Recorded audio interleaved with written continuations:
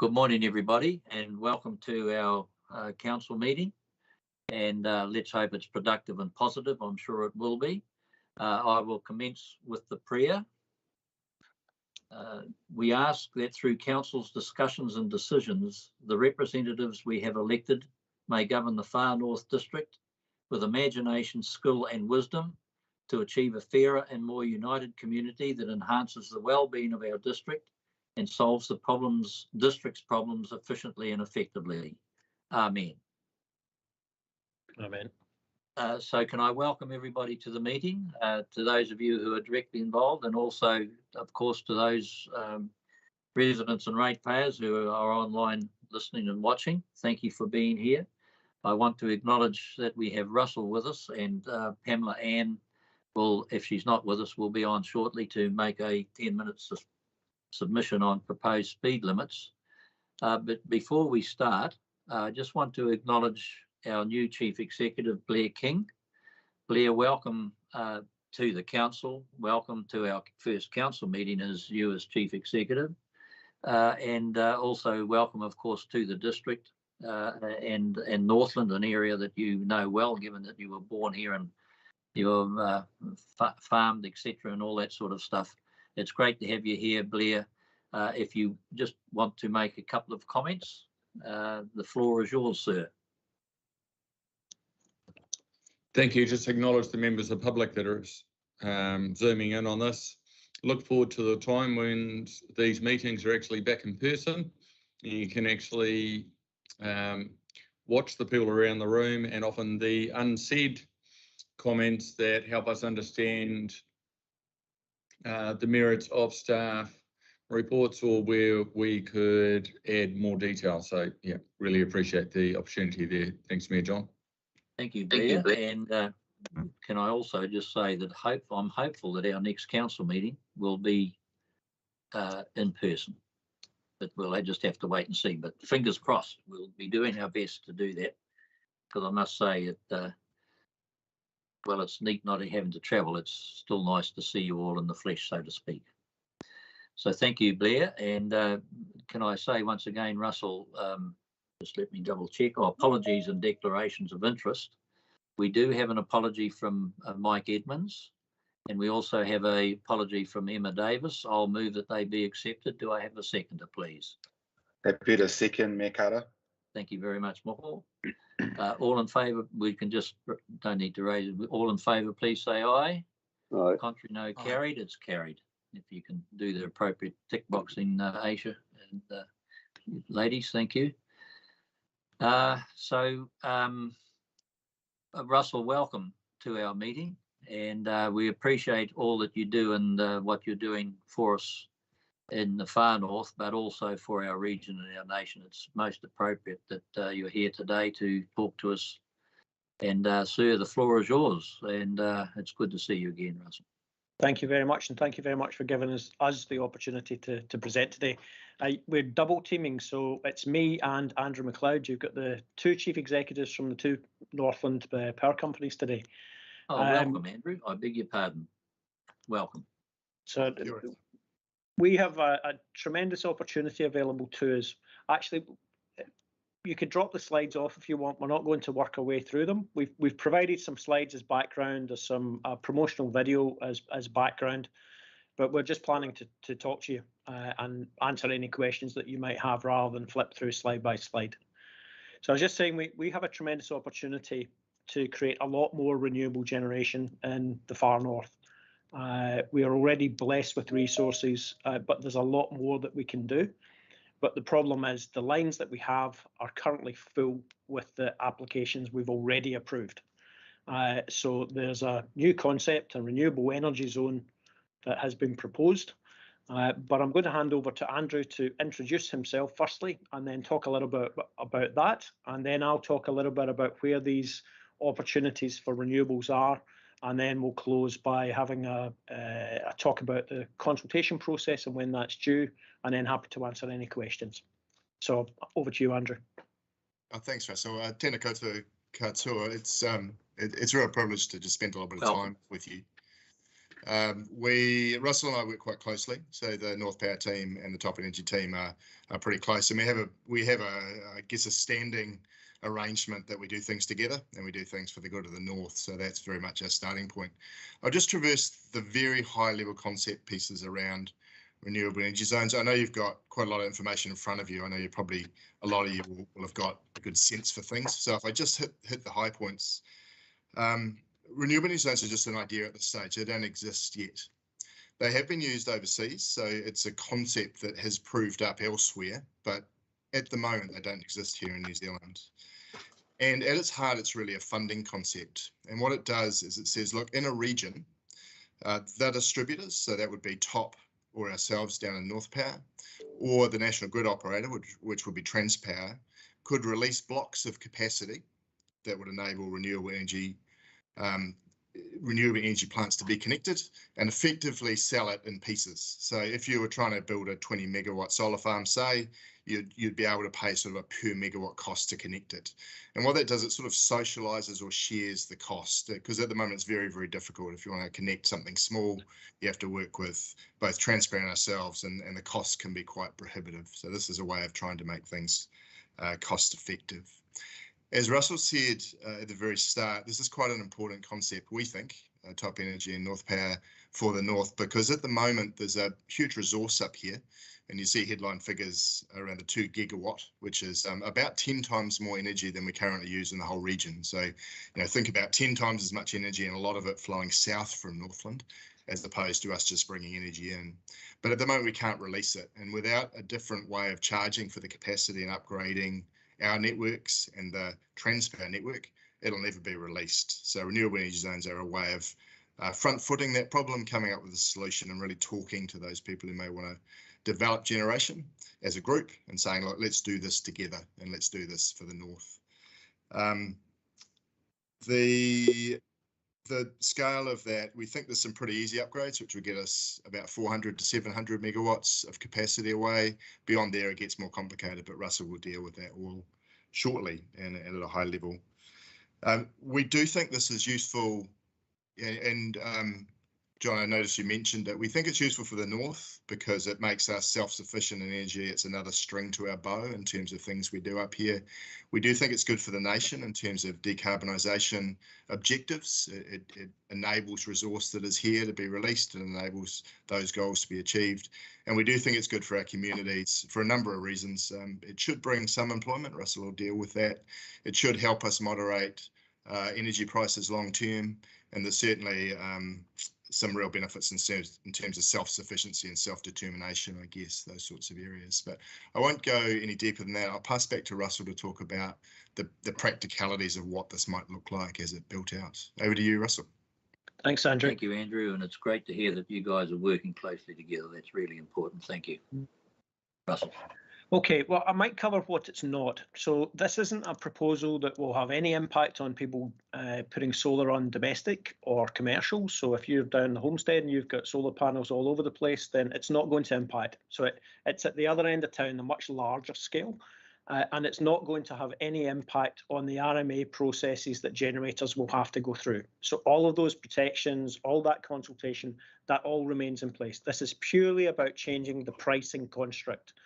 And the pricing at the moment says if you're the first generator that triggers a line upgrade, you have to pay the full cost of that line upgrade. So surprisingly enough, when people get to that point, that's the end of generation. And that's actually where we're at the moment. We're constricted in the line south from Kaitaia because we've got about 90 megawatts of new solar going in there. Some of it which you'll be aware of. There's a large load zone site. There's the Far North solar site. But that line south now is full, so the capacity is full. And then when you add to that the capacity that we get out of the Nafa geothermal power station, the line south is also full. So I want to be really clear, without this change, there will be no more large-scale generation across the far north. We're at capacity. So to give you an idea of what sort of generation we've got just now, Nafa is the main generator across Northland. So we produce about 60 megawatts of power now. We've got a consent to increase that by another 32 megawatts if the investment decisions are favourable. So it's about 100 megawatt limit, and that's it for NAFA. We won't go any higher than that. That's the long-term sustainable level for geothermal. And that, even where we are just now, 60 megawatts, we make 125% of the power that's consumed in the far north. So 25% of the power we make now goes down into North Power's region and is soaked up in North Power. You're all aware that we've had this big investment and a big work programme. That was over 7 years in total, but the peak part of that, we were employing 200 people on site. The majority of those were local people, whether they were civil contractors through United Civil, whether it was the pipeline works through Cullums. So we kept a lot of that money and employment within the far north and Northland, and we quite deliberately did so. And that's one of the opportunities that we get as more construction and more generation will come across the region. I'll talk a little bit about solar. So solar, we've counted up the applications that between Transpower, North Power and Top Energy we've received. And so far we've had 800 megawatts of applications, 800. So you compare that with the 32 megawatt geothermal plant that we've just built, there's 800 solar projects. A lot of those, as I said, around Kaitaia, 90 megawatts already approved by us. And we're now at the point where we've got a queue. So if one of those falls away, then another one can step in. But it's one out, one in at the moment. And that's why we desperately need to change the pricing mechanism to allow some investments to be made in those lines. The investments we're talking about, it's not building a whole load of new lines. It's actually completing upgrades on the lines that we've got. So taking the old wires down and putting larger wires up. We may have to put a couple of extra structures in, but it's not a complete line build. And actually across Northland, that will allow us to get about 1,000 megawatts away. It won't get us to the 2,000. To get to 2,000, we need to build a new line down to Auckland. And another important point I want to stress is we have only supported this because we have had a commitment that it will not increase the price to the consumers of the far north or any of the consumers across Northland. So the generators will have to pay for the lines that get upgraded, and it will not flow through to consumers. So that covers solar. And the last area is wind. And we also have a lot of applications that we've received for wind. So about 1,000 megawatts for wind, about 75 megawatts out at Dargaville, a very large wind farm out at Putu, which is over 400 megawatts.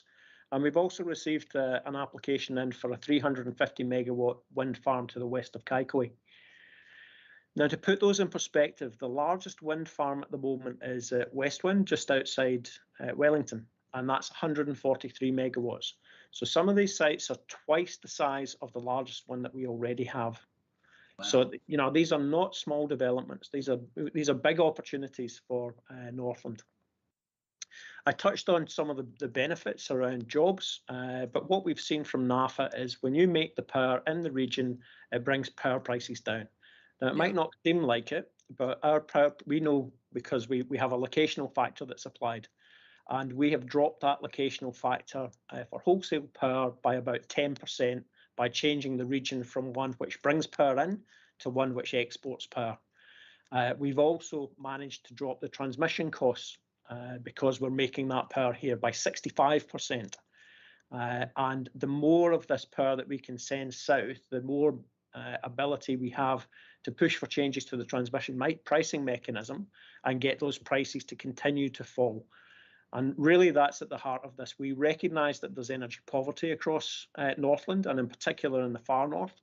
And that's going to get worse as we decarbonise the economy and we move to electric vehicles and more reliance on electricity across the board. That will place more pressure on all of the homes and businesses up here. So we recognise that, and we have a commitment to drive down that delivered cost of energy to the consumers of the far north. So this is one of the components. This isn't necessarily good for NAFA because it will drive down wholesale prices further, but we recognise that we're owned by the consumers, and that's one of the goals that we have in the trust, to get those costs down. So if we make a little bit less money at NAFA, as long as we've covered the construction costs, then that's good, because we just view it as a different way of delivering the dividend. Great. Okay, Andrew, I might pass over to you. Thanks, Russell. I just want to talk briefly about consultation. I'll keep it really high level. This is the first stage of consultation, so it's by no means the only opportunity to speak. What Russell and I have been trying to do through this stage is provide as much information as we can to key stakeholders, councils included, because we see it as an opportunity, and we wanted to showcase the unity that exists up here in the north, really. I've only been here 4 years, but I find it phenomenal how councils come together with one voice, how businesses around town are very connected, and how generally the community does turn up when there's a good idea in town. So that was our intent with this. We're pleased to say that everyone we've spoken to has been very positive, and everyone we've spoken to has been keen to submit. I know councils are looking at a joint submission, which I believe is in front of you today, for a decision. That's due tomorrow, so it's quite late in the piece. We apologise for speaking to you so late. It really was just the timing of this meeting, but we wanted to speak to you before it went in the inbox. From there, we go into the pilot stage. We're pretty, very confident, I would say. I mean, Russell, we'll get the pilot because we have the resources. We have a community that, is really standing up and saying, look, let's do the pilot here and find out about this thing. And Transpower, we're quite close to Transpower. They'd really like to see this happen in the north, so we think that we should get the pilot. And really, the pilot's the chance to talk about things in detail. What is this? How does this look? What are the real benefits? How do we make sure those benefits actually turn up for the north? How would we design these types of things? So there's a lot of discussion to go, and really it's just a chance to turn up en masse and say to Transpower, pick us, pick the north. It's an obvious choice. So I might just leave it there and open up for questions. So we're happy to take any questions that you might have. All right. Well, thank you both very much. And again, it's great to see that both of you are working so closely together on this. I've got to say that I've not had one negative comment from anybody about this issue, and I'll be awfully surprised if when we come to make the decision on the paper we have before us this morning that there's any negativity. I also know that other mayors and chairs and local government across the north are supportive, and so as I say, I'll be staggered if we don't move this forward, because it's in the best interests of us here in the far north, but also our region and our nation. So thank you, gentlemen, for your presentation. John Vucic, you've got your hand up. Yeah, thanks, Russell. You're certainly not going to get any criticism from me. I think it's a great initiative for the reasons that you've given there. In terms of the consultation, Russell, I'm aware that hopefully a lot of people have put out their consultation already. It appears to me, sorry about that siren in the background, it appears to me that it's the fringe areas or those furthest from the main cities that could benefit out of this throughout New Zealand. And the reason is pretty obvious to me, but correct me if I'm wrong. They got the land space to put up solar, and they got the wind areas, and you can't do that in a big city like Auckland. So in terms of the submission, is that something that needs to be stressed? That well, maybe the question should be, what are the key things you see that really should be stressed that give us, that highlight the advantages, say, and disadvantages that we're facing, and the advantages we can get from this? Well, I might cover that off by saying that we've seen the submission that you've prepared jointly with the other councils, and we believe that it hits the key points and the right notes. I'm not sure there's an awful lot of time to make a lot of change to that, given that it's been signed off by the other councils, and we're really pleased to see that there's a joint council submission going in, and that's also supported by the mayoral forum.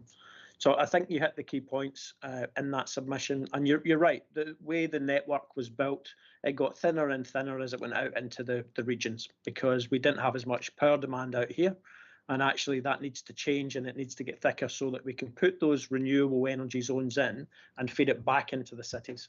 And to give you an idea, to try and put some perspective around this, Auckland is building 3 new data centres just now. And just in those new data centres, the demand is 300 megawatts. So that's more than we consume across the whole of Northland at the moment. Wow, gosh. So that's an opportunity, because those data centres will go in there. The new fibre that we've got coming into Northland across the Pacific makes this region much more attractive for investments like that. But we've got to get the power from somewhere, and that's why this is such a fantastic opportunity. Well done. Dave Collard. Yeah, good morning, and thank you for that presentation. Just as a matter of interest, when we talk about the opportunities, what is the timeline, assuming that everything is favourable in terms of the consultation, etc., for before we have production? Sure. So I might hand that over to Andrew to cover the timeline. Yeah, there's a few angles on this, Dave. There is some stuff that can be built now. As Russell said, it's sort of fully subscribed. So the ones that are at the front of the queue will be built first, and that could happen quite quickly. That could happen, literally in the next couple of years. In terms of this renewable energy process, which would unlock the next stage of capacity, the pilot would occur in the back half of this calendar year, and we'd get a really strong, I think, stack of interest. We'd know who was out there, who was serious, who could sign on to these types of things. And then we'd be in a position, I think, to mobilise quite quickly. Sometimes taking regulations can take a long time, but if we can find out who's interested, who's willing to share costs, I think some of the distribution upgrades can be worked out pretty quickly. So let's say, rest of this calendar year to get the concept kind of bedded in, and then potentially the following year or the year after that to really get some hard action on the ground. That would be my pick. Am I being overly optimistic, Russell? So I think I think that's about right. And you're right. Some of these things have already been consented and are going through the process. So Lodestone up your way, Dave, would probably be the first. That's about a 20 megawatt one, and they're targeting the middle of next year, sort of June, July time. So just over a year from now. There's one we've got, or we're looking at NAFA. That's a similar time frame. That's about a 10 megawatt plant. And then Far North Solar, I think, is in a similar time frame. So, we could get to pretty large plants across the Far North within 12 months from now. Thank you very much for that answer.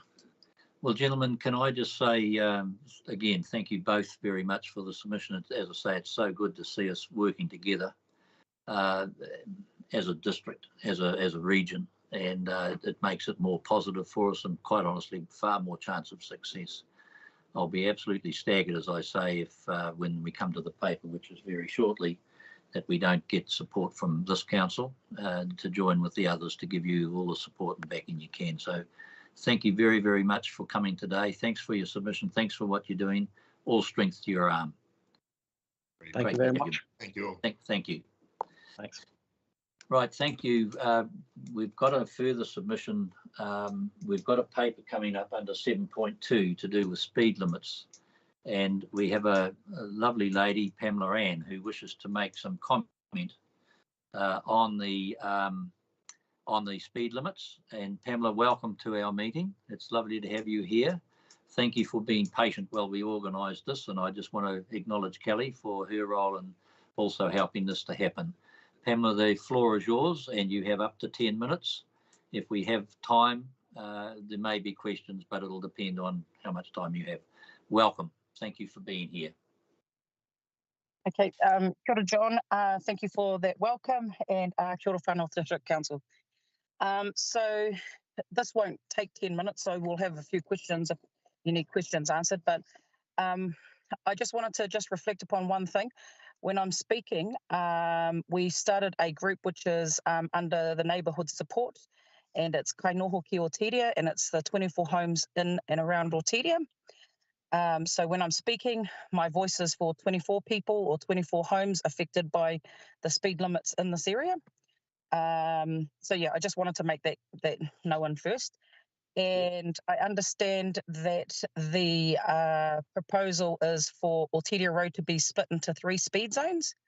In my view, speaking on the 24 homes, is that's going to create a lot more confusion. I understand that you have a submission or recommendation from Waka Kotahi that it should be allowing the gradual speed into the Moerewa Township.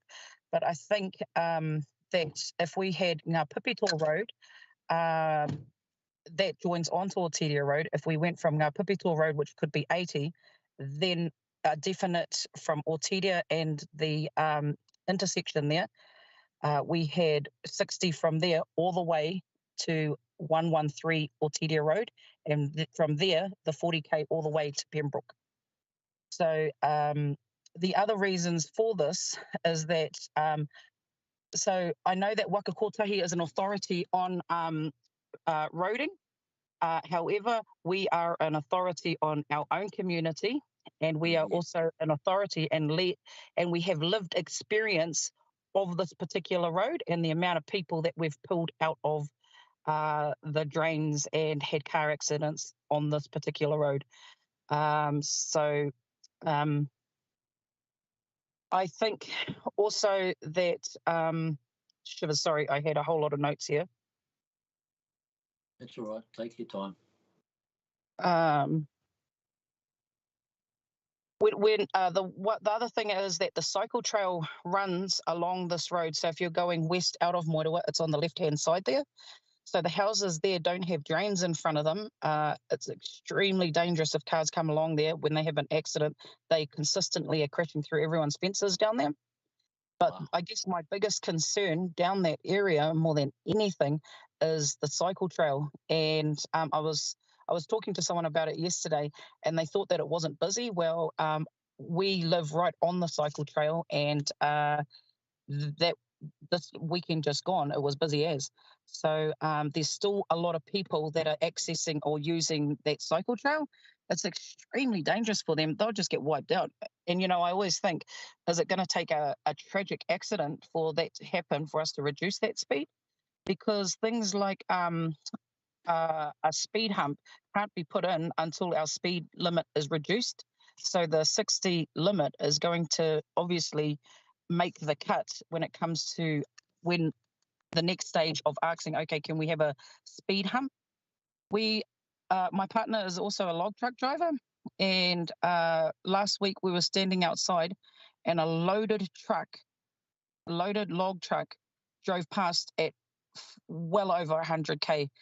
Our area, this area where you're talking about where you want to take it back to 80 is, it's like a big drag strip. It's straight all the way through.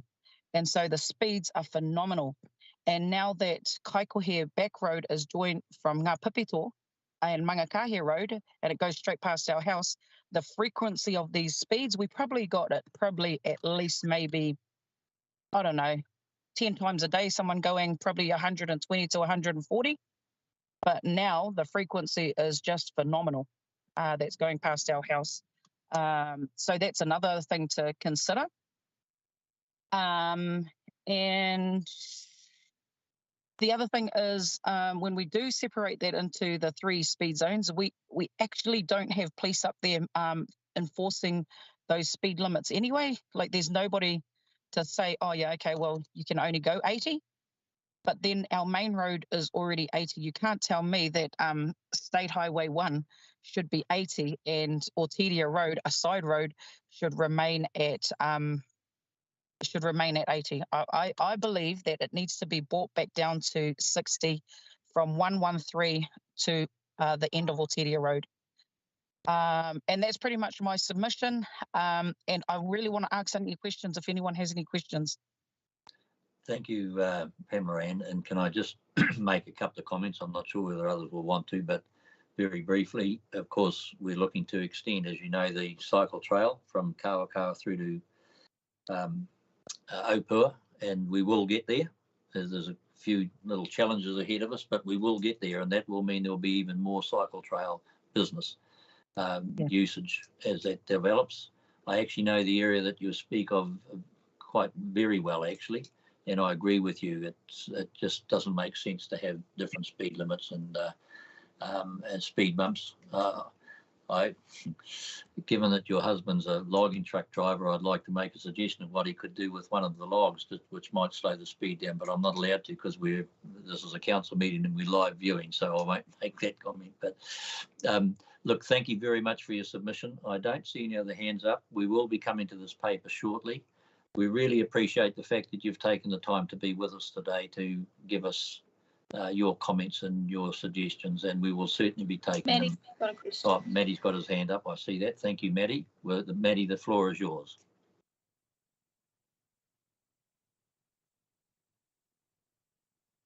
You need to unmute, Maddie.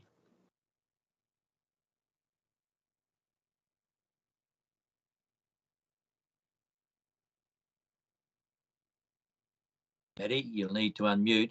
Oh, yep. Kia ora, Thank Pamela. Off Kia the ora. road topic. Is Oteria putting a senior men's team in rugby this year? Yes. Good. Yes, they are.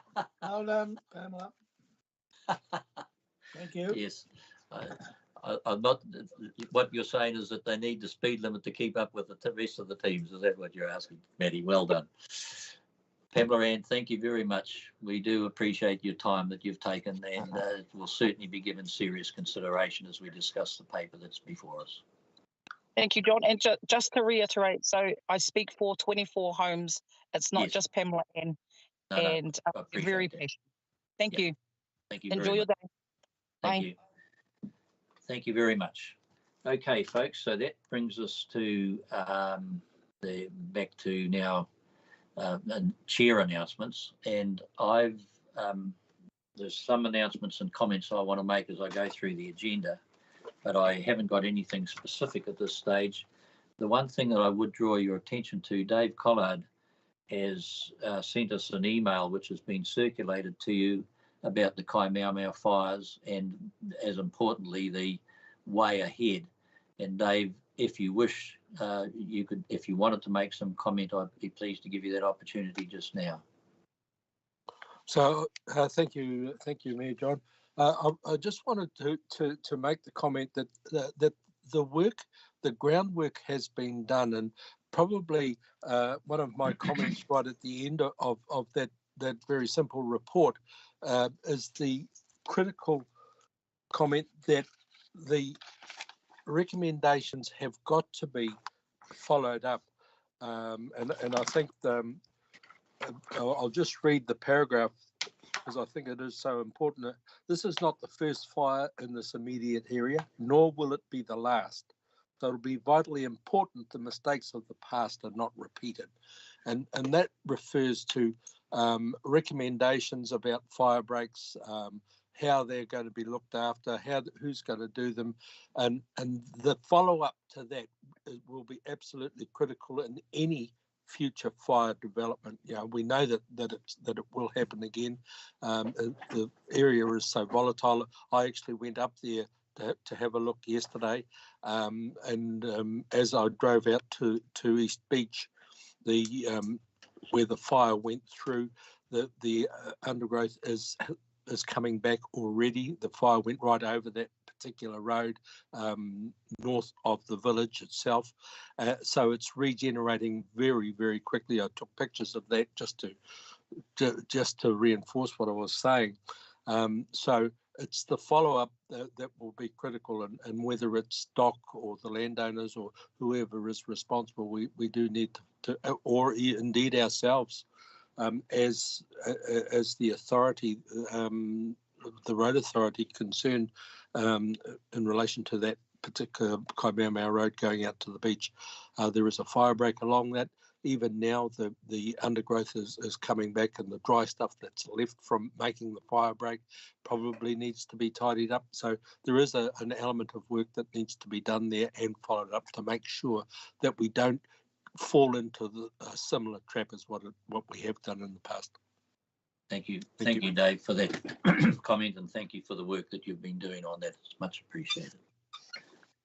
Excellent. Okay, thank you. So we will now Your Worship, I think Councillor Radich has his hand raised. Oh, I beg your pardon, Maddie. The floor is yours, Maddie. You're on mute. I just want to say this regard to Kaimauamau fire. Just listening to Dave, some of the farmers in that area have been affected big time financially. One farmer, which I'm dealing with, his estate, and there's a lot of money involved. The damage done to his boundary fence, etc., has worked out to over $400,000.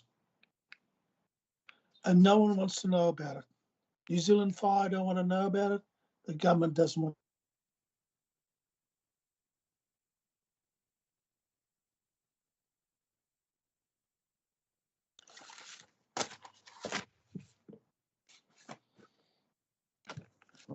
Thank you for those comments, Maddie. Okay, all right. Well, thank you. Your Worship, could I comment, please? Oh, I beg your pardon, Anne Court. Yes, please. For the benefit of my colleagues and anyone listening, a fund was established to provide support to people who were impacted by that fire. It's a very small sum, as you will see from Dave Collard's report. We had received some funding applications that were for fences that exceeded our ability to fund. What we learned is that the fire and emergency do have some monies, civil defence do have some monies, insurance do have some monies. But what we also heard was the young rural group, and I forget its exact title, but Tegan Weber was the representative for that group, said that they were working, that as soon as COVID allowed, they were all going to go up as volunteers and reinstate these fences for people. So we need to connect this farmer with this group, and Your Worship, you will probably recall the name of the group better than I will, but we need to ensure that they're talking to each other and that they're aware of this opportunity. Thank you. Yep. Thank you, Anne, and thank you for reminding me of that. And Maddie, yes, we need to put you in touch with Tegan so that the farmer can get the benefit of this young group that's prepared to assist, because they are very conscious of the fact that there are some who have been struck very seriously with the financial consequences. We'll talk more of that. All right, thank you very much. And Dave, thank you again for your report. It's been circulated to all of us. Thank you. We now come to notice of motion, and I just want to make the point on here that if the notice of motion is proposed by Councillor Radich doesn't proceed, that John Busich has given us advice that he has an alternative which has been circulated to you for us to consider. So again, that we'll see where we go. Maddie, the floor is yours to move your notice of motion, not speak to it, but to move your notice of motion, and then we will call for a seconder. Maddie, the floor is yours. Well, I'll move the motion. It's in front of you all. Yep. All right. So that's been moved. Do we have a seconder, please? Okay. Thank you. The motion is lost through lack of a seconder. I'll now move to the John Busich and ask you to put your notice of motion, please, John. Yeah. Thank you, Mr. Chair. The alternate motion that I signal, I believe, is Aisha, you have it, if you can bring it up.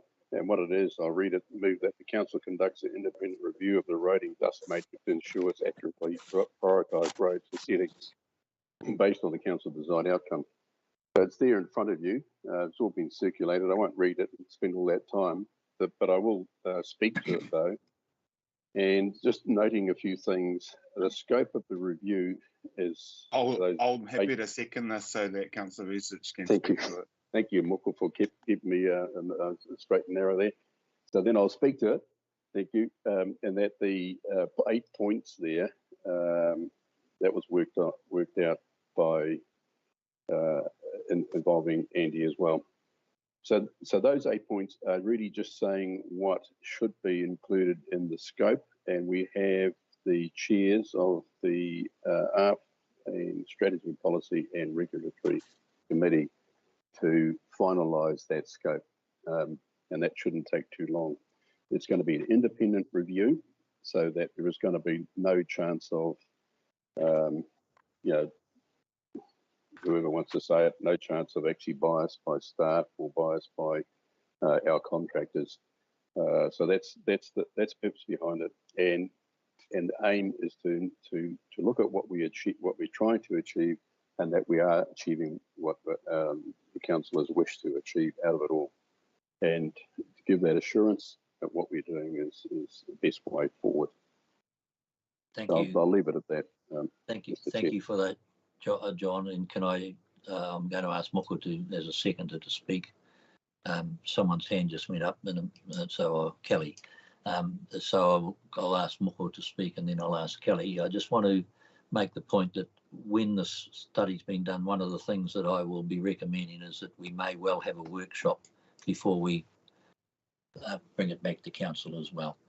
Moko, do you wish to add anything as seconder to the motion?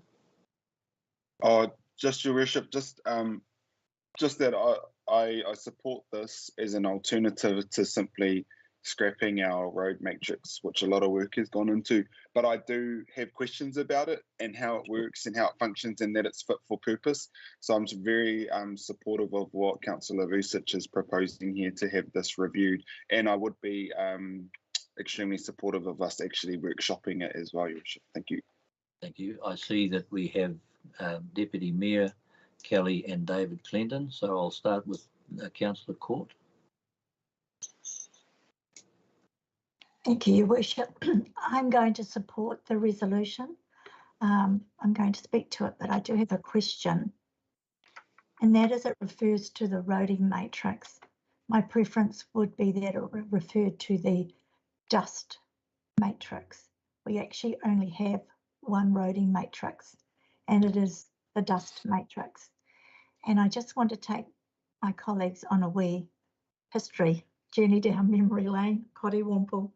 And before I do that, we do have a workshop in the diary for May, specifically to discuss this.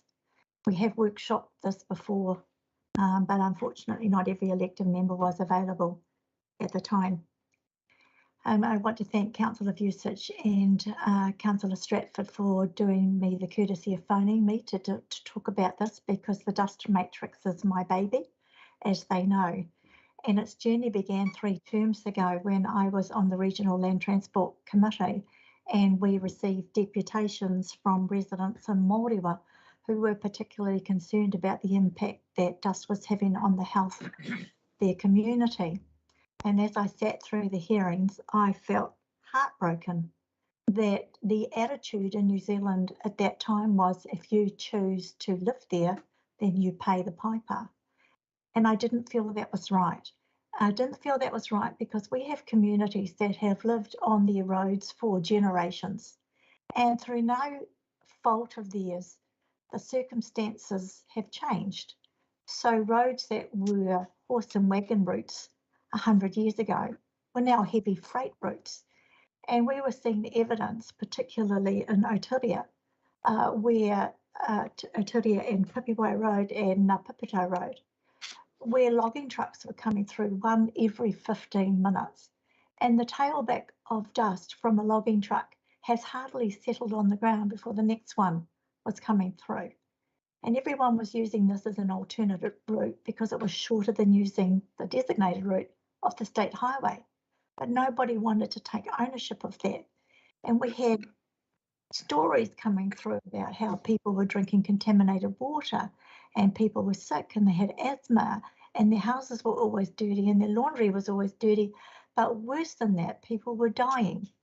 So I prepared a very agricultural submission. It was my first ever remit to local government New Zealand that said, this is not okay that people are dying in our country through no choice of their own by living in a house next to an unsealed road where there's no organisation taking responsibility and no funding available.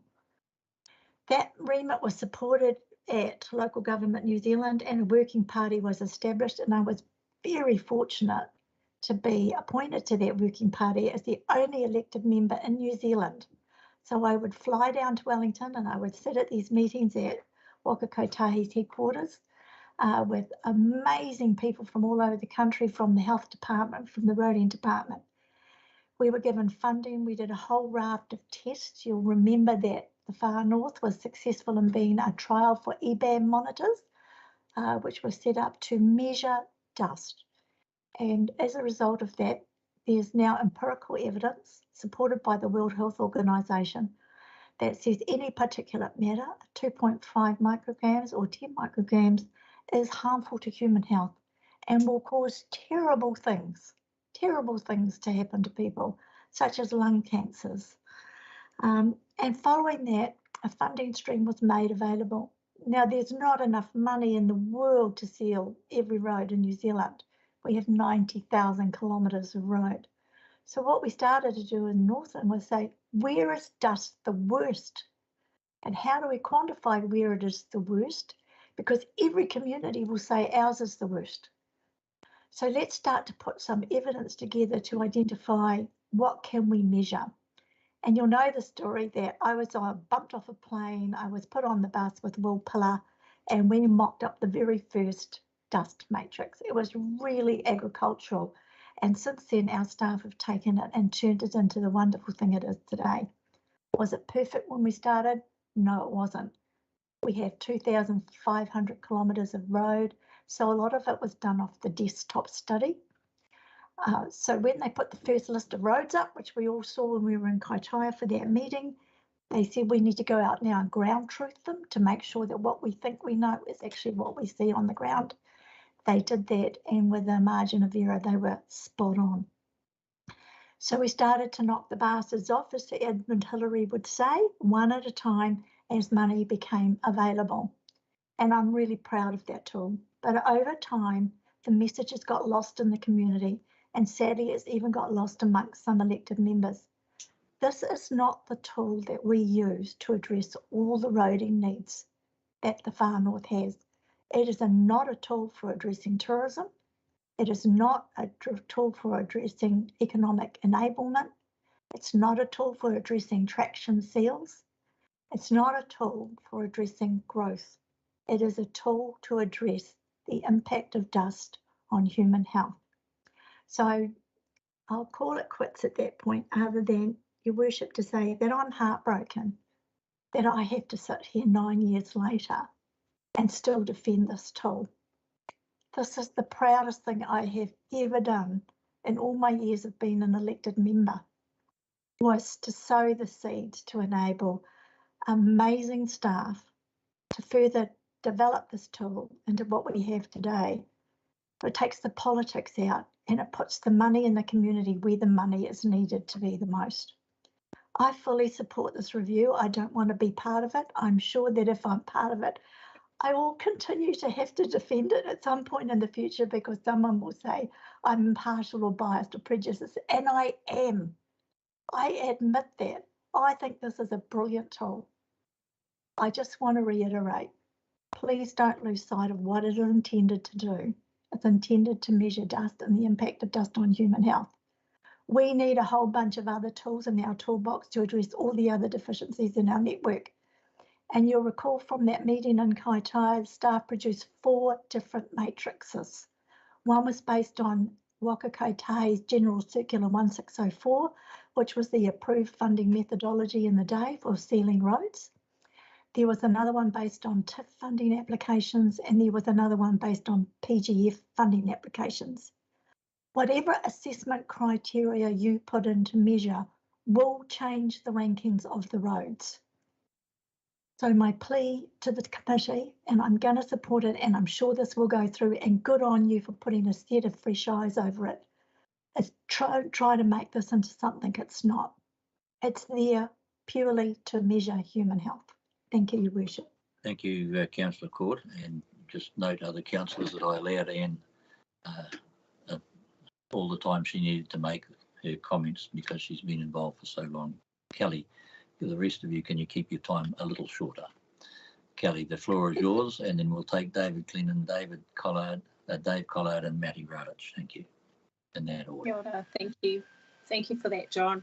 I just want to acknowledge the frustration that some of the community members and you know, Maddie as well, over the matrix. But what I've come to appreciate is that the matrix is fit for purpose. It does work for our rural roads, and we're commended even in Parliament for this dust matrix.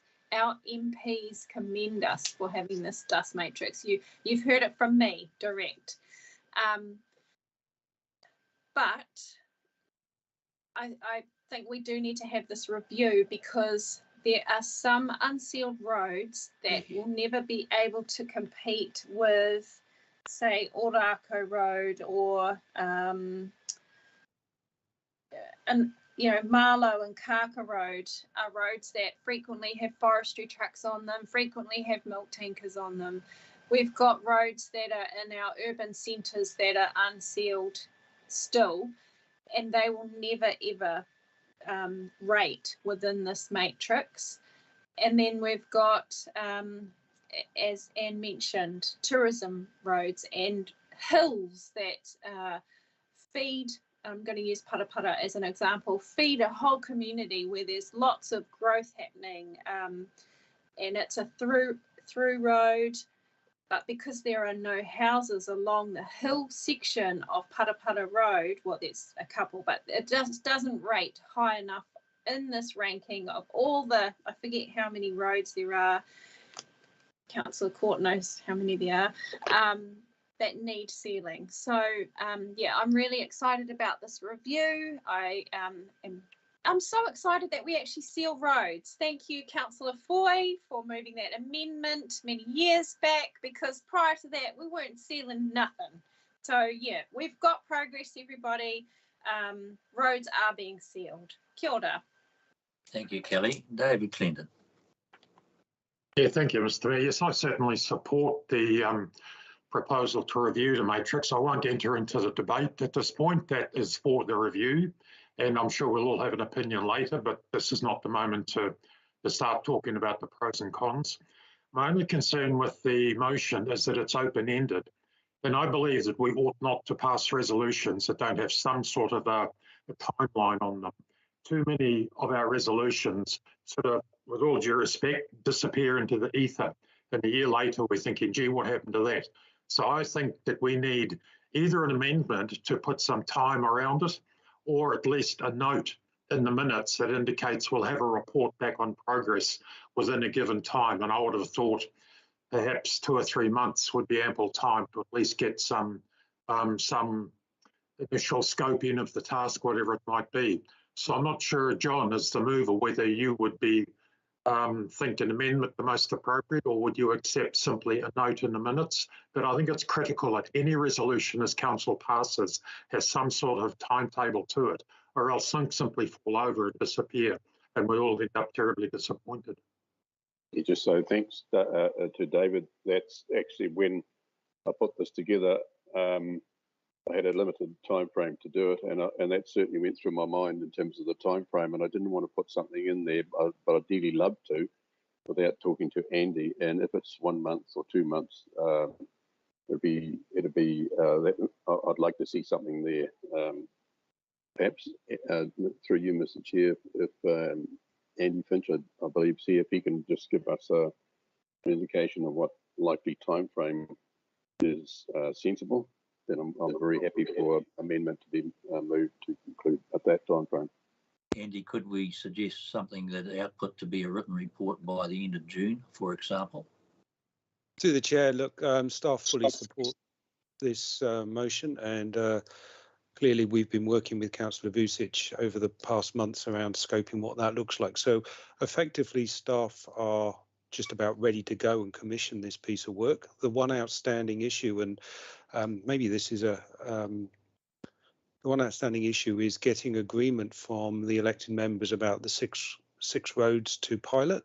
I know Councillor Vucic is in discussion with you all, but effectively, as soon as you can agree which 6 roads you want to run through the review, we will get an order placed and get started. So I'm happy with a June date, subject to getting that agreement around the roads. I would like to actually aim to get the report back ready for the workshop on the matrix in May, but clearly that depends on how quickly we can just get feedback and final agreement of the scope. Thank you. So if we put a wording in output to be a written report by no later than the end of June, but hopefully sooner. Would that be satisfactory, Andy? Certainly, yes. Thank you. John, Vucic, you yes, happy? Yep. Happy with that. And Moko, you happy with seconder? I know, lady. I am happy. Thank you. Thank you. Right. Thank you very much, David Clinton. Councillor Radich. You're on mute, Maddie. Oh, there you go. First of all, I'm disappointed that I didn't get a seconder to my motion.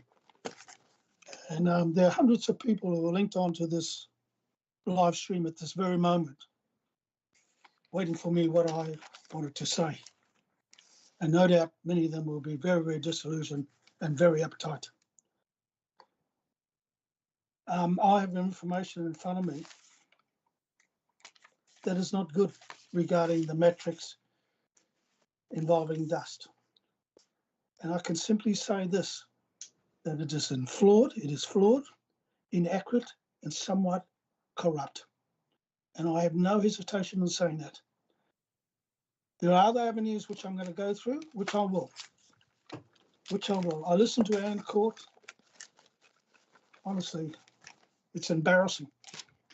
It's embarrassing. People have been treated. Maddie, order, Maddie. Please do not make this personal, otherwise I'll have you muted. People who live on middle roads up here. Do not make this personal or you'll be muted. People who live on middle roads up here, roads that should have been tar sealed, have been wiped. We know who they all are. I know which ones they are. And here we are. I'm not going to support this motion, John Busich, because we're going backwards. But as I said, I've got other avenues to go through, which I will be doing. Thank you. Thank you, Councillor Radich. Okay, there's no other hands up, so we will put the motion. Can we have the vote? Your Worship, Councillor Collard has his hand raised. Sorry? Councillor Collard. Oh, sorry, I beg your pardon, Dave. I beg your pardon. Councillor Collard. Thank you, Mayor Carter. I acknowledge the necessity to have a system in terms of the dust matrix, and it's not about political things or who you know. So, and I also acknowledge that what we have is not perfect. So I welcome an overview of it and a review of exactly that, because we need to make every effort to get it right, or as right as we can make it. So that will support the motion, and appreciate the fact that we've added a timeline into there as well. Thank you. Thank you. Okay, I don't see any more hands, Aisha. Am I right to vote? I wondered if you would just allow some time for me to check with Councillor Busich and Councillor Tapani as the mover and seconders. On the motion, you'll see I've highlighted roading.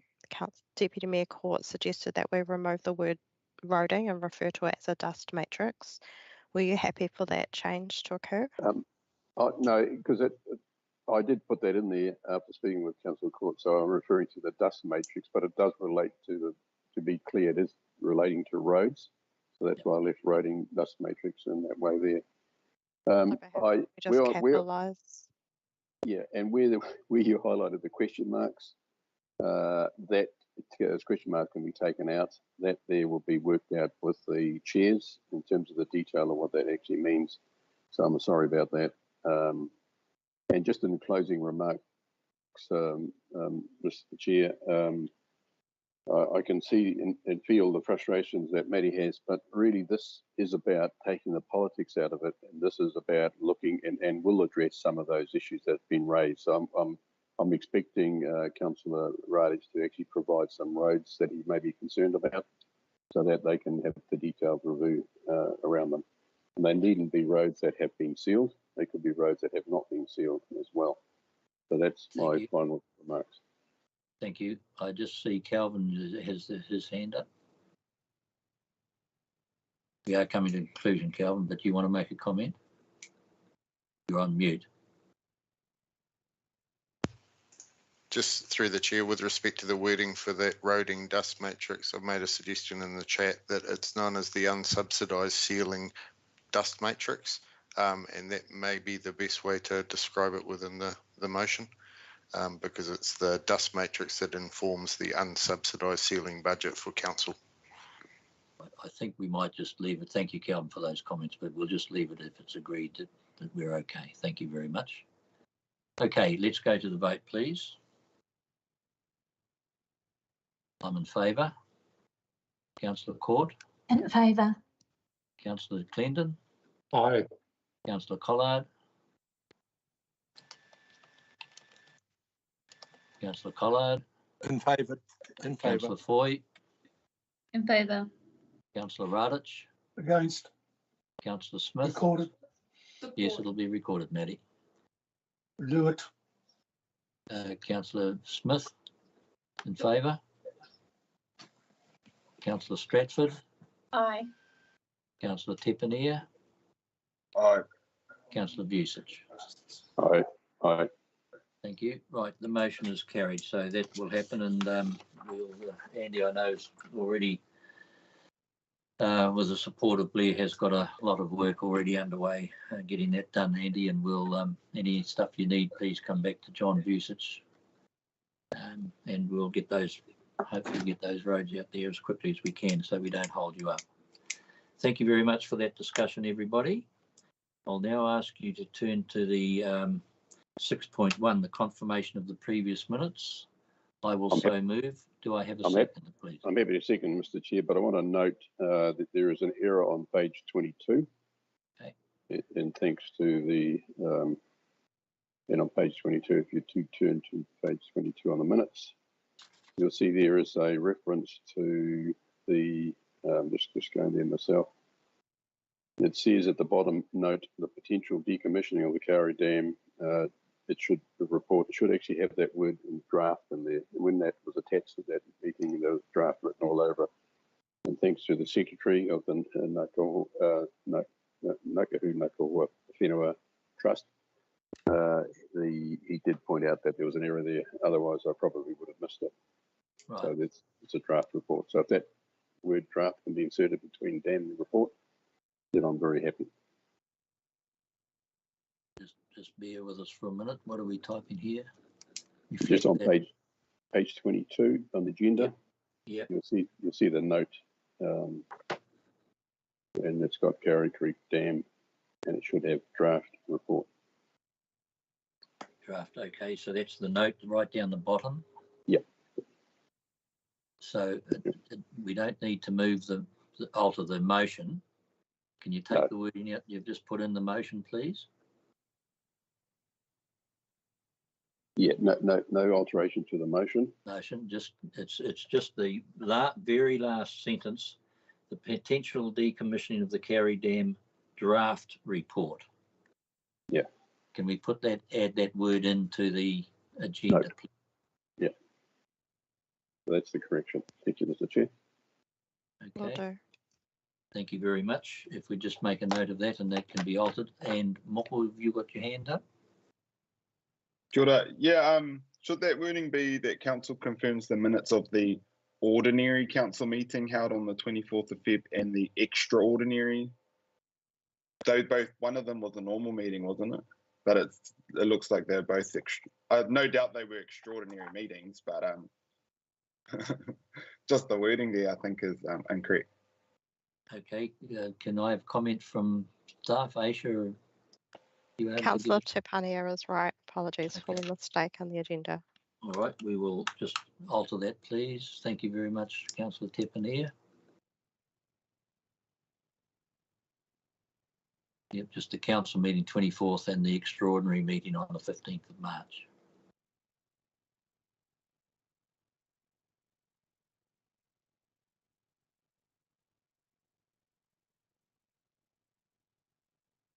Thank you very much.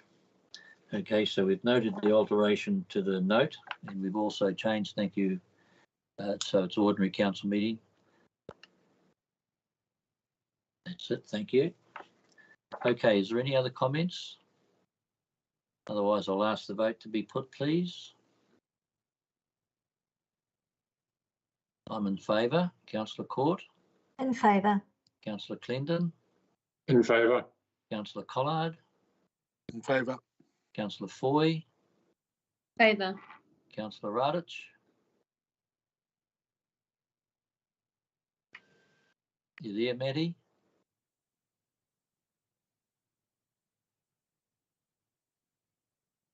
Your Worship, Councillor Radich isn't at his laptop at the moment. Okay, thank you. Councillor Smith? Support. Councillor Stratford? Aye. Councillor Tepania? Aye. Councillor Vucic? Aye. Excellent. Thank you. So that motion is carried. This is one of the reasons why I can't wait for us to meet in person, so you can just raise your hands. You don't have to go through the list again. Thank you very much. Okay, so we come to, that's the confirmation. The minutes done. The Renewable Energy Zone joint submission on page 29. And I'm very happy to move that resolution. Do I have a seconder, please? I'll second that. Happy to second. I'll let Councillor Vucic. I was going to say let Moko. Can you have half a vote each? Does it count as one? No, Moko can second it. Right, okay. All right, so the floor is open. I don't have any comment to make. Oh, well, actually, yes, I do. I've got to say that we really do need to get out there and support this. And of course, we've got to make comment by tomorrow with the other mayors. But I just, quite honestly, I think it's so important that we do it for our district and for our region and our nation. Moko, did you want to make any further comment to it? Yeah, thank you, Mayor Carter. This is amazing, in all honesty, this kaupapa.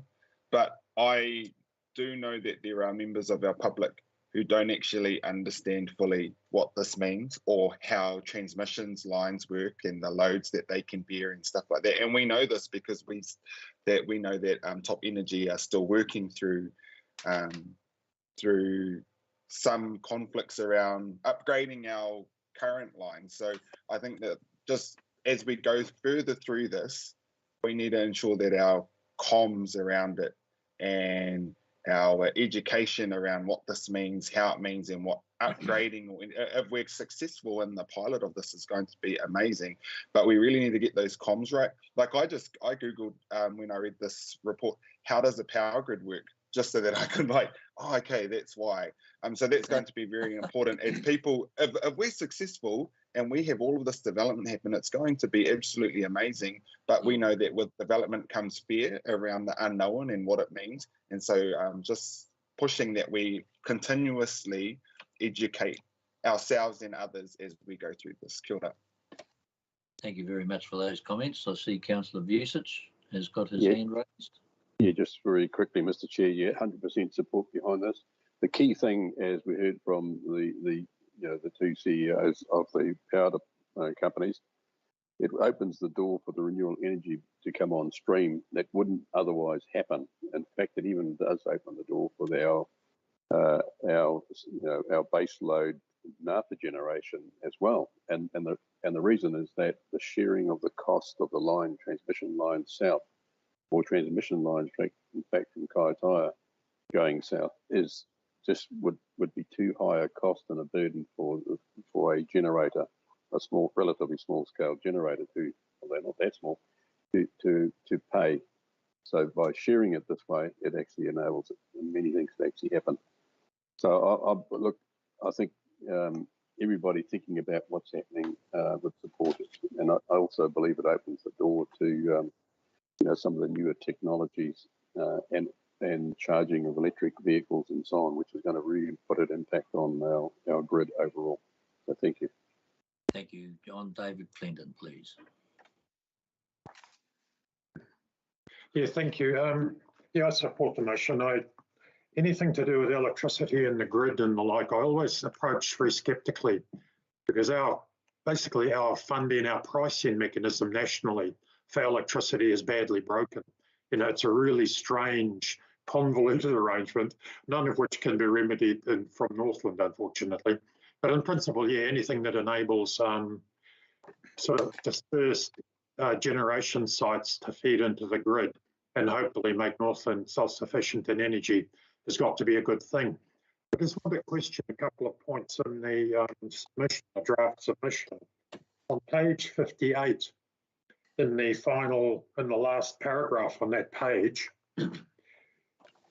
it makes some pretty bold claims. It says that renewable energy zones could support regenerative environmental outcomes, revitalise soils, increase biodiversity, and restore functioning grassland ecosystems.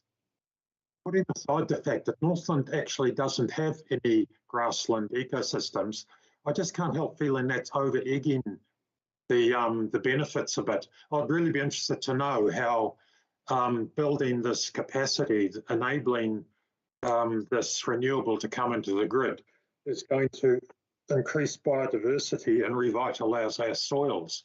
I simply don't understand the links between those. And as I say, the reference to grasslands, I'm not aware of any grasslands in Northland as grassland ecosystems. So those are my concerns about the submission. Thank you, David. And now you've raised my curiosity. I'd be grateful if you would talk with Russell about that, and perhaps you can make comment at the next meeting, if you wouldn't mind, please. Thank you very much. I see Felicity. Is Felicity next? Just checking hands. Felicity, the floor is yours. Thank you, Worship. I wanted to speak in support of this paper, just noting that infrastructure is key to the success of any region, particularly Northland. Being the fastest growing region, we do need that investment and we need to have affordable power. Considering our environmental environment for sunlight hours, our huge distances between our satellite towns, and I'm glad to see that Kaitai there is first on the map for large-scale solar farms, and that's been really well received. And sustainable energies is the way of the future. So, thank you for taking this initiative and bringing this paper to us. And I know that we've got Greg on the line here, and I was listening intently to Top Energy. But what I see as well as a council that we need to do is enable this type of technology through our land use and our district plan that is happening currently. We do have a renewables energy chapter of the plan, and I wasn't sure if Greg was going to comment on that. I would like to hear from him about that as well, and the elected members may also get some background on how that current chapter works in relation to this topic.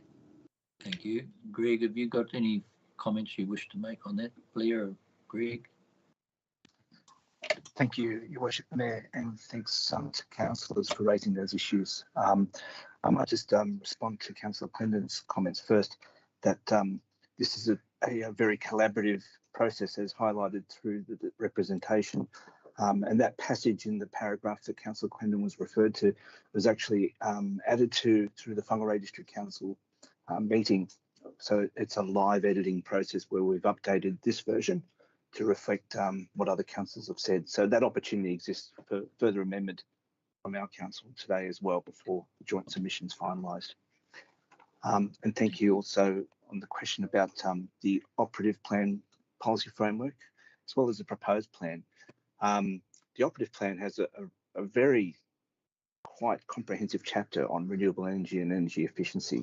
It was one of the first plan changes to the operative plan, and it anticipates these issues in terms of the efficiency of joining into the grid, the capacity issues, but also the opportunities for renewable energy in the district.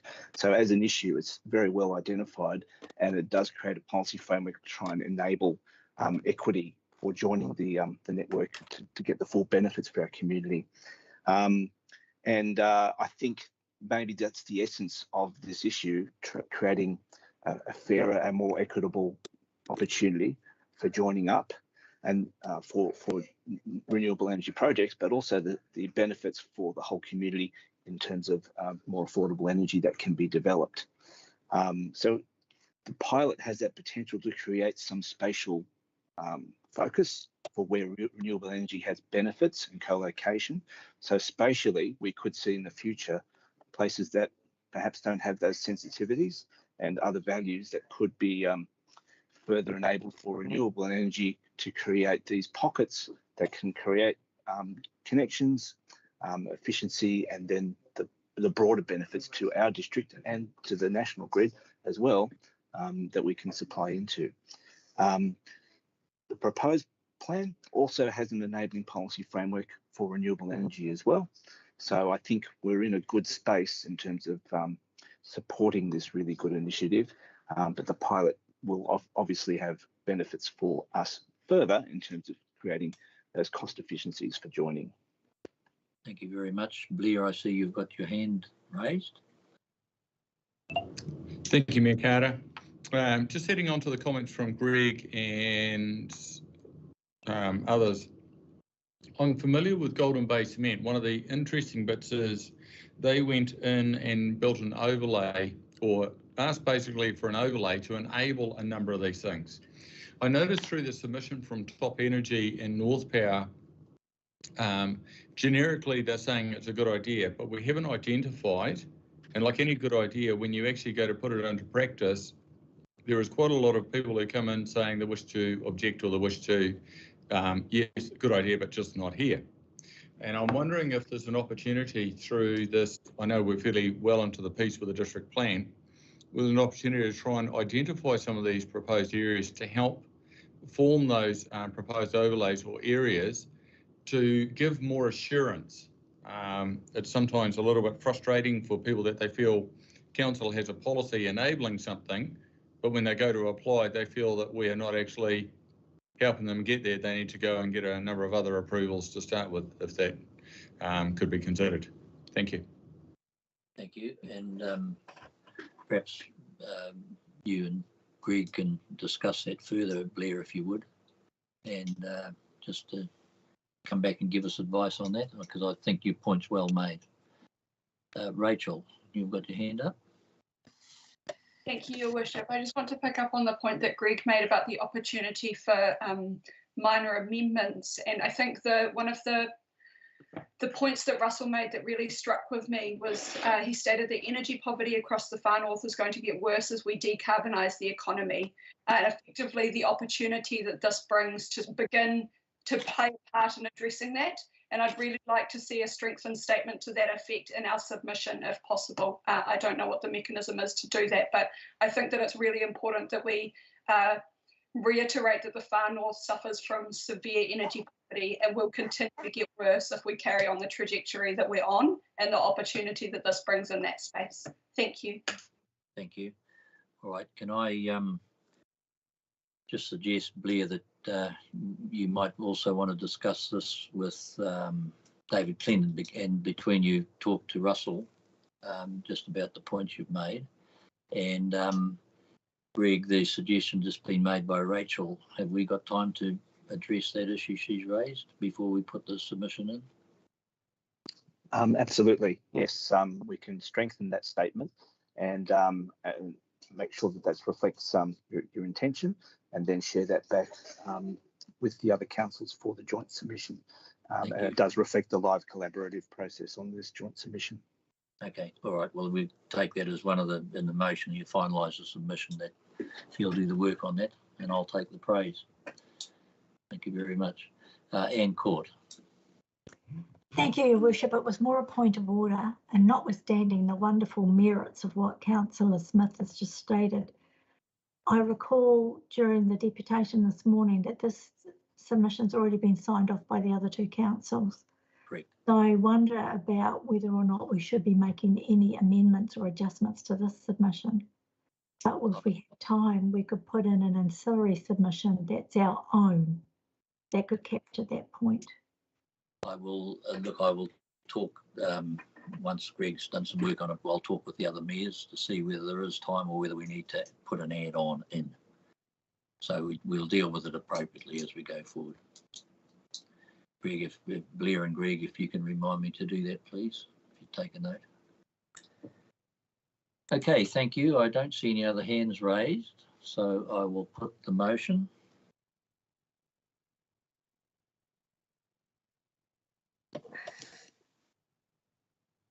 I'm in favour.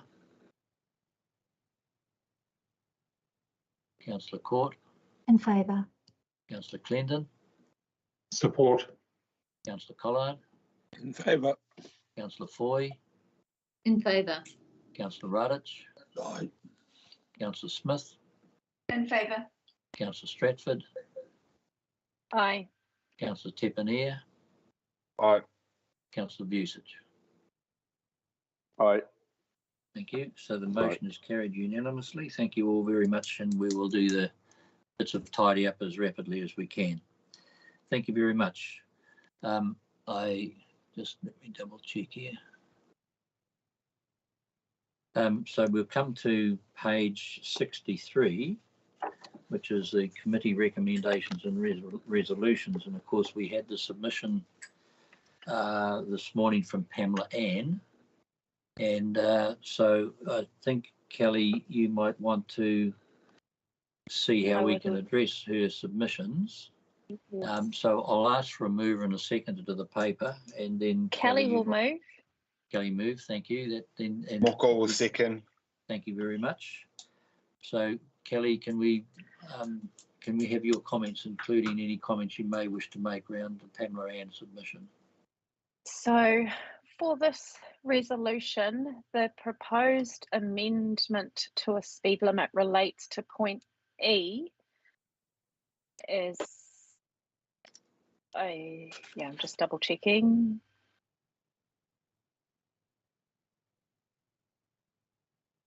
It's D or E, Aisha, isn't it? And I have a proposed amendment to the recommendation from staff that was made in the Strategy and Policy Committee meeting. And if everybody would like, I could read out what the original, please. So the original recommendation made for Ortidia Road was 40 k's per hour speed limit on Ortidia Road from Pembroke to 113 Ortidia Road, which is 220 metres east of Kingy Road. And then 60 kilometres per hour speed limit on Ortidia Road from 113 Ortidia Road to 180 metres west of Ortidia or Station Road, otherwise known as. And then 80 kilometres per hour from 180 metres west of Ortidia Road to Pukapu Road. Disregard there's no issue with the 40 kilometres speed limit from on Ortidia Road from Pembroke Street. The issue is with the 60 kilometres per hour where it stops and where 80 kilometres per hour starts. My proposed amendment is accept. So yes, we accept the recommendation of 40 k's per hour speed limit on Ortidia Road from Pembroke Street to 113 Ortidia Road, and amend that the 60 kilometres per hour speed limit on Ortidia Road from 113 Ortidia extend to the intersection of Pukapu Road. The submitter has so the submitter and the residents submitted and supported what I'm talking about was 40 and 60. That's all. Right. That's what they agreed on. Yeah. And then the AA, not Waka Kotahi, did a submission saying that this part should be 80, and then the NTA made their recommendation based on those two opposing views. There hasn't been a speed review done past Ortidia Road yet. That will probably be, I don't know when it is, late next year, which will be good timing for when the Ortidia line should be finished for the rail project. But in the meantime, the residents are really upset that it didn't get the 60 to Pukapu that they were agreeable with, that they'd asked for through the Safer Roads project that began in 2014, and that they asked for through the Innovating Streets project that's been a real success in reducing speeds around the school and towards the marae. I'm not sure if you realise one of our submitters on this hearing had a health incident, and he actually crashed on the corner of the marae, or on the corner of Ortidia Road and the marae there.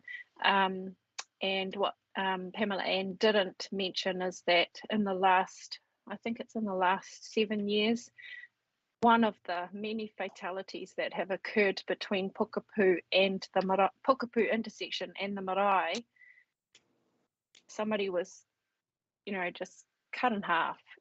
They drive like it's a racetrack, and we need to do all we can to reduce the speed there, and that includes starting with signage. Yeah. Kia ora. Thank you very much. So you're moving that as an amendment? I'm happy to accept that as a part of the original motion, as the seconder, Your Worship. And if I could speak to it as well. Yes, please do. Yep. This isn't my area. I don't know this area very well, so I did get a little bit lost in the discussion about the exact location and all that. But I am in support of this. I'm in support of this community for using their voice in this to find a way forward for themselves. We all sit here extremely hoha with the processes and the time it takes to be able to achieve something for our communities or for communities themselves to do that. And here is something that we have the power to actually influence right now to provide this community with what they know is best for their community. I don't think it's going to be the end of the world, so I'm in support of it. Kia ora. Thank you very much. And I see Anne and David have their hands up, but just before I come to them, I do know this area and I support it 100%. I think what the residents are saying is right on the button. Now, David, Anne, who wants to go first and second? Anne had her hand up first, so she should jump in. Thank you. Councillor Deputy Mayor. Thank you, Your Worship. I am intimately familiar with this piece of the network, having driven it many, many times, and I'm fully support what Moko's just said. He articulated it fantastically. Before we move it, Your Worship, I just wanted to make sure we gave the NTA the opportunity to comment, just in case there was a fish hook there that I haven't seen that we might need to know about. I don't anticipate that being the case. I just would like to get some reassurance, I think, from the NTA. Okay, thank you. Calvin, do you wish to comment? Are you able to comment? Or Blair, so I beg your pardon. Blair, do you want to comment? And then maybe Calvin, Blair? Yeah, thank you, Worship. If I could just jump in. As I understand, the councillors are wanting to impose a 40k speed limit on a road that, what's the speed limit that's being proposed? Is it 40? It's a 60k we're looking to impose. 60. Yeah, not 40, yeah. So 40 is recommended for the first bit, and then 60 and then 80, and we're saying we just wanted to continue as 60. Okay. Well, all I'm nervous about is that although we can put signs up, signs don't change speed behaviour. It's generally other items that help encourage that. So if we do have a resolution that imposes that, the NTA can impose the signs. However, there's still work to do with police and other agencies to actually help amend behaviour, because realistically, it's no different to putting 80 k's on the state highway. People say, why, or other areas. So just asking that it's not a single pronged. There needs to be other elements that help reinforce that. Otherwise, it'll take away the good work that is being done where you've reduced other speed limits, but you have a much greater compliance. Thank you. Thank you for those comments. And I mean, one of the obvious things that would need to be considered is a speed bump or two. And maybe the Pamela Ann's husband's put a log across it, that might fix it. But anyway, not allowed to say that. Who was next? David Clendon and then Dave Collard. Yeah, thank you. So I just wanted to make a point very similar to what Blair's just said, that it doesn't actually matter much what the sign says, whether it says 40, 60 or 120. Some people will drive at the speed they choose to drive at. And sadly, very often an area like Maitea or wherever else in the country, it's locals causing the problem. We've heard submissions from that area before, and I'd be quite sure that a lot of the culprits for making these roads unsafe and people that go up and down them on a daily basis. It's true in Kitty, it's true anywhere you go. So I do think we need not to think that simply changing the number on the sign is resolving the problem. And Pamela did indicate they understood that very well this morning, that it requires a community response to not accept, to actually pin down the regular culprits and put them on the spot and just try and change behaviours that way. Because as I say, just changing the number on the sign might be a necessary part, but it's nowhere near sufficient to resolve these localised problems.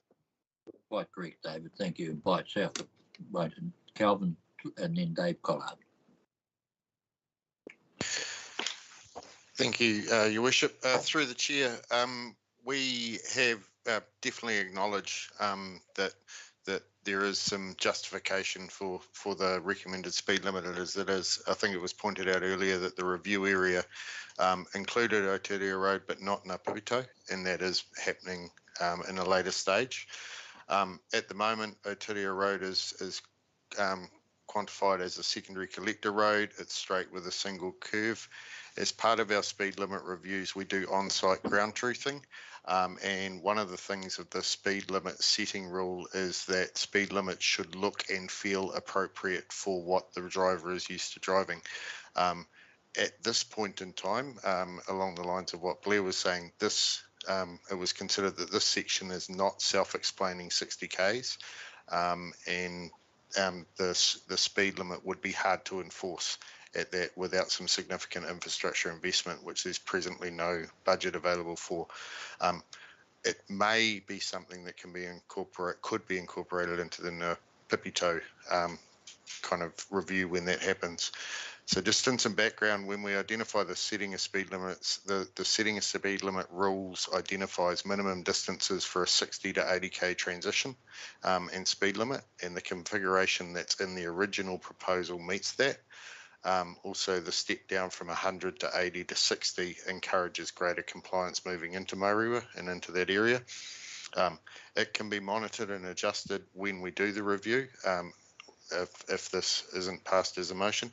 But it was noted that the cemetery located is 200 metres off the road and has its own 60 K limit, so that's not actually within this 80 K zone. Just some considerations for councillors to keep in mind if making this amendment. If you shift that 60 to 80 K boundary, there are some potential implications. So the 80 K zone will be very short. It won't meet the minimum distance requirements of the setting of speed limit rules. However, that may be a temporary thing until the subsequent review. And just looking for governance guidance in terms of whether amending the committee decision may cause some technical issues, given that committee heard the original submissions and committee subsequently endorsed the proposal to council. So that's more a governance question from our perspective. I also have Nick on the line if there's any other technical questions as well. Thank you, Calvin, for those comments. Appreciated. Dave Collard. Certainly, thank you, Mayor Carter.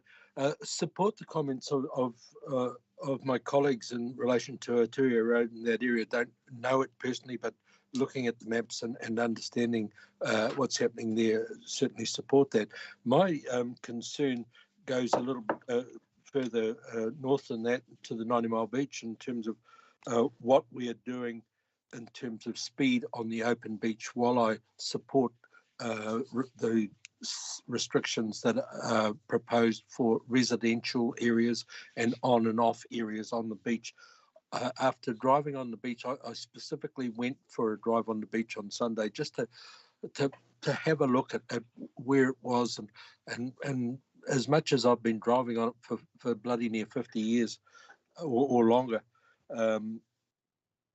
the reduction to 60 Ks on open straight, flat beach where even land speed records were attempted seems absolutely ludicrous. And how it can possibly be policed, how it can be possibly be expected. Locals who have been driving like me for 40, 50 years on that beach at 70, 80, 90 Ks, how that's going to be accepted and dealt with. It's a major concern for me, and yes, around access in residential areas, absolutely essential to do that and enforce that, and it is easily enforceable. But once you start getting out into those wide open spaces, I just fail to understand how that can possibly happen. Thank you. Thank you, Councillor Collard. I see, Aisha, you have got a hand up to give us advice, please. Your Worship, I'm happy to answer the governance questions raised by Calvin if you wish me to. Yes, so please. The paper in front of Council today is asking you to confirm that you, as the local authority who had the delegation to confirm the bylaws, are happy to agree with what the committee have recommended. Sorry, just repeat that.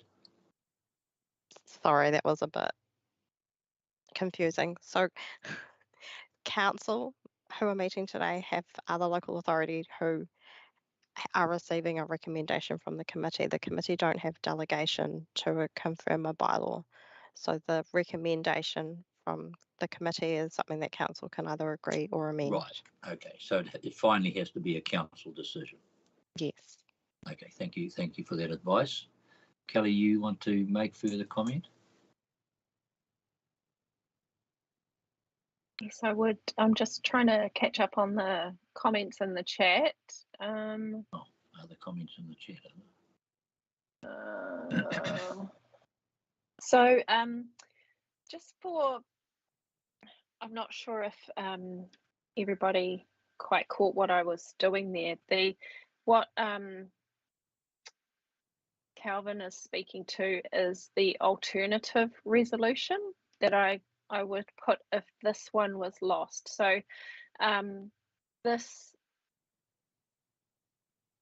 what I've put up is that the 60 kilometres per hour finishes at Pukapu intersection, which is where it goes to Ngāpipitoa Road, which is then a 100 kilometre per hour zone.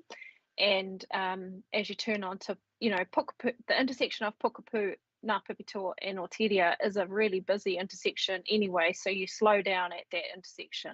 So it's not, and there's more development going on across the road from the Pukapu intersection. There's a house being built and subdivision happening across the river from there as well. So there's more houses going up. There's there probably weren't as many cyclists as there normally is on the weekend. There's heaps. There's hundreds that go through there. Even today when there's lack of international visitors.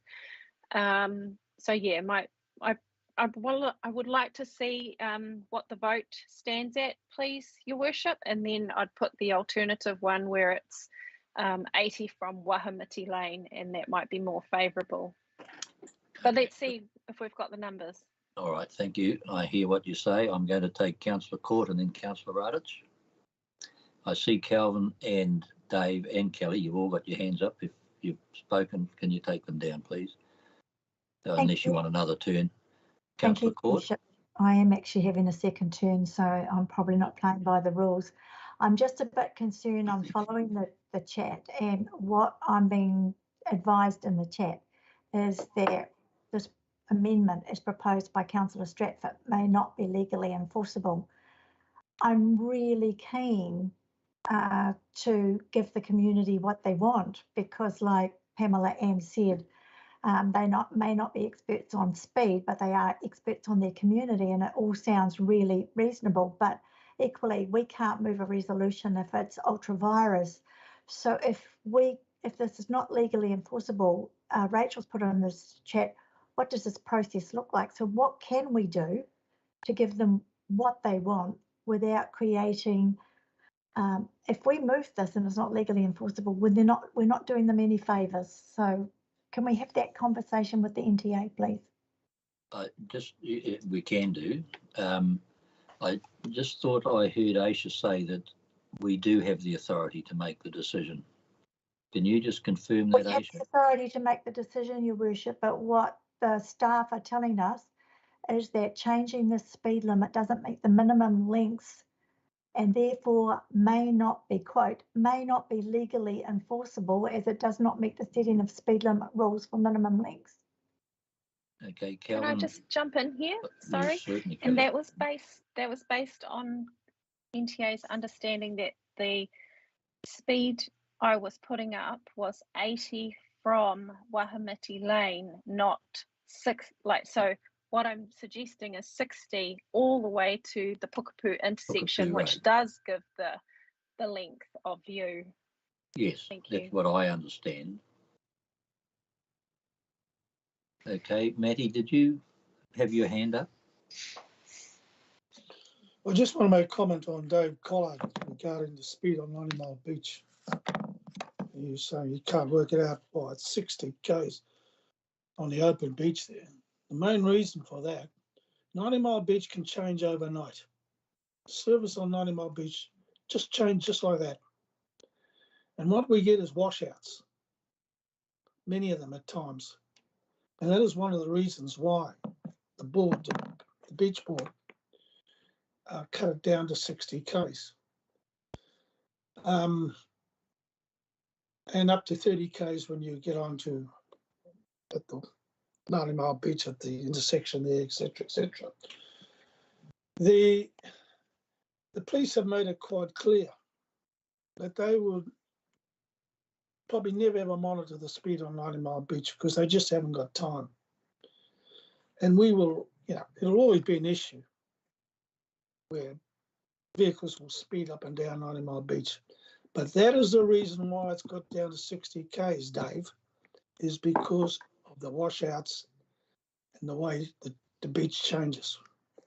Okay, thank you, Councillor Radich. So Kelly, you've got your hand up, or you've made your comments already. Thank you. Calvin, do you want to comment on the comments that Kelly's just made? Mayor Carter, just before Calvin, just because this is a question for him as well.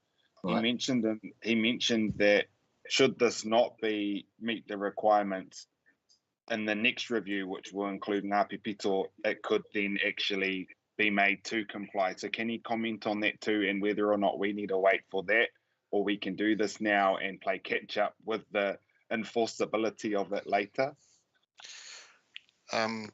Yes, I'll try and address that one as well through the chair. I think what has become apparent is that there is confusion amongst staff in terms of the exact proposal that's been done. We have investigated prior to this meeting the first alternate proposal. Significant time, effort and technical checking goes into these speed limit reviews and proposals, and we are as staff presently nervous that a non-investigated and non-confirmed amendment may not be enforceable. I know this isn't probably desired, but speaking with Nick in the chat offline, our recommendation would be to let this matter lie on the table and staff go away and confirm the configuration as it has been proposed and come back to council with confirmation one way or another in terms of the legality of that speed limit review.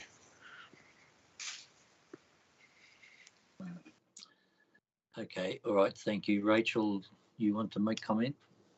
Not a comment so much as a question, Your Worship. I'm struggling because the amendment's not on the screen, so I'm trying to remind myself. But perhaps, Councillor Stratford, could you clarify, is what you're proposing in your amendment what we initially proposed for consultation? How does that fit with what we initially proposed for consultation? Yes, Councillor Smith, you are exactly right. What we proposed in consultation was that the 60 would go all the way to the Pukapu intersection.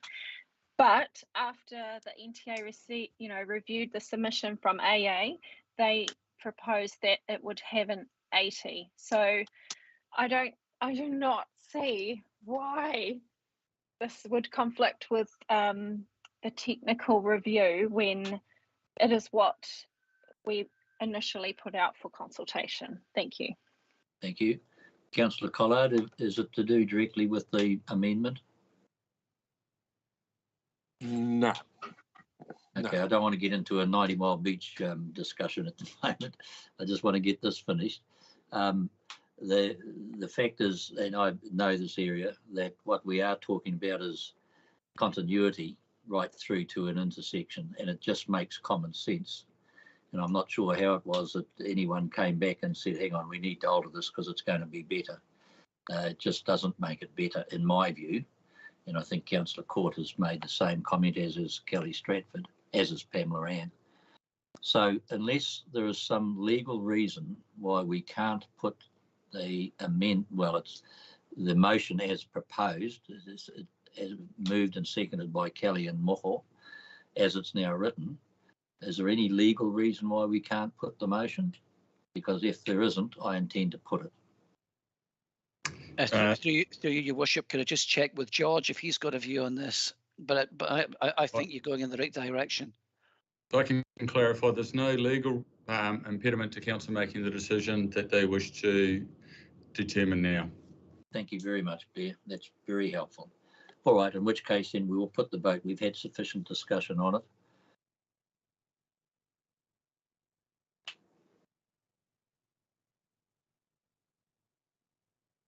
I'm in favour. Councillor Court? In favour. Councillor Clinton? Aye. Councillor Collard?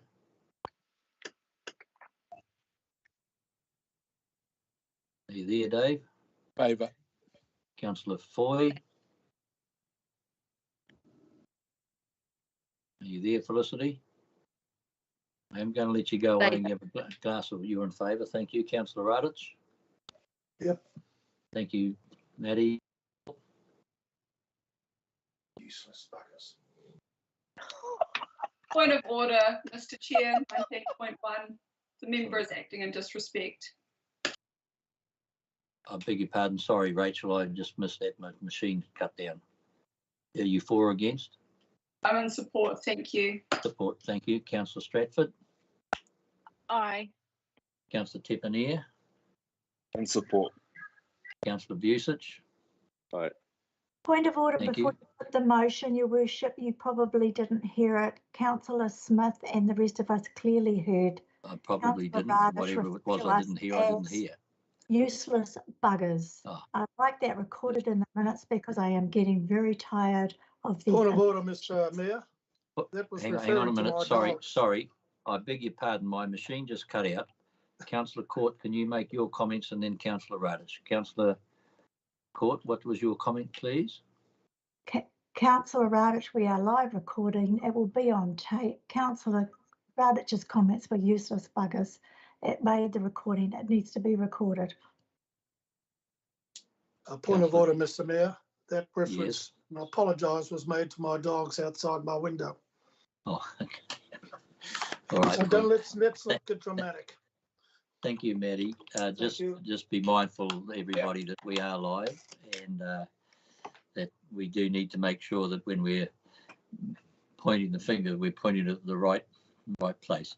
Thank you very much. Okay, so we'll put the motion has been carried. What I intend to do now, folks, it's 10 minutes to 12. I intend to give us a 10-minute break, just to, we've been going best part of nearly 2 hours, come back at midday, go for a further hour, and then stop for half an hour for us to have lunch. Okay, so the meeting is adjourned until midday.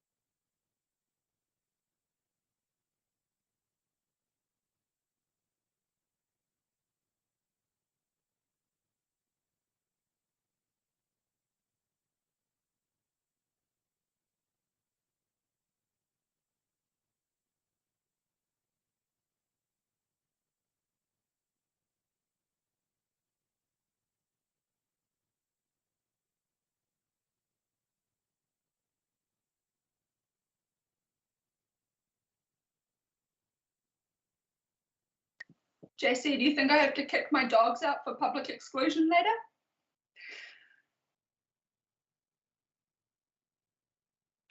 I think he's on another call, Rach.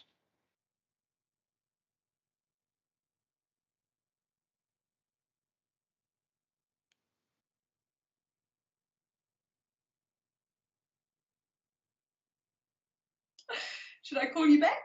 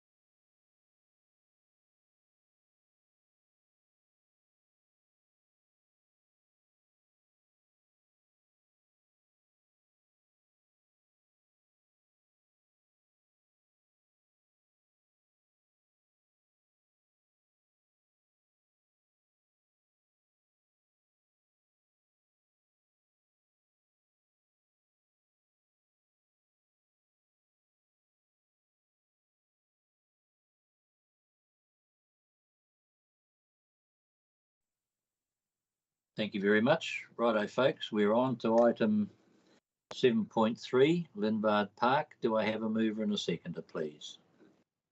Yeah, I'm happy to move. Thank you, Councillor Vucic. Oh, so who's seconding that for us? Councillor Court, second it. Councillor Court, thank you. Do you want to comment, John? Yeah, I'll just comment to it. I know we're going to go for an hour and there's time. So this really, and given that we're just talking about Moko on DV and talking about the recent incident in Kaiko, it just does highlight how important it is our youth, which being the youngest town in probably New Zealand, 28.5, half the people younger than that, and having the sports facilities is a very, very important way of reducing those that are at risk. So, and you'll notice that there is funding, 90% of the funding is actually there. We've had to, done mostly by local people. The fees and costs here coming out of the local board doesn't impact overall.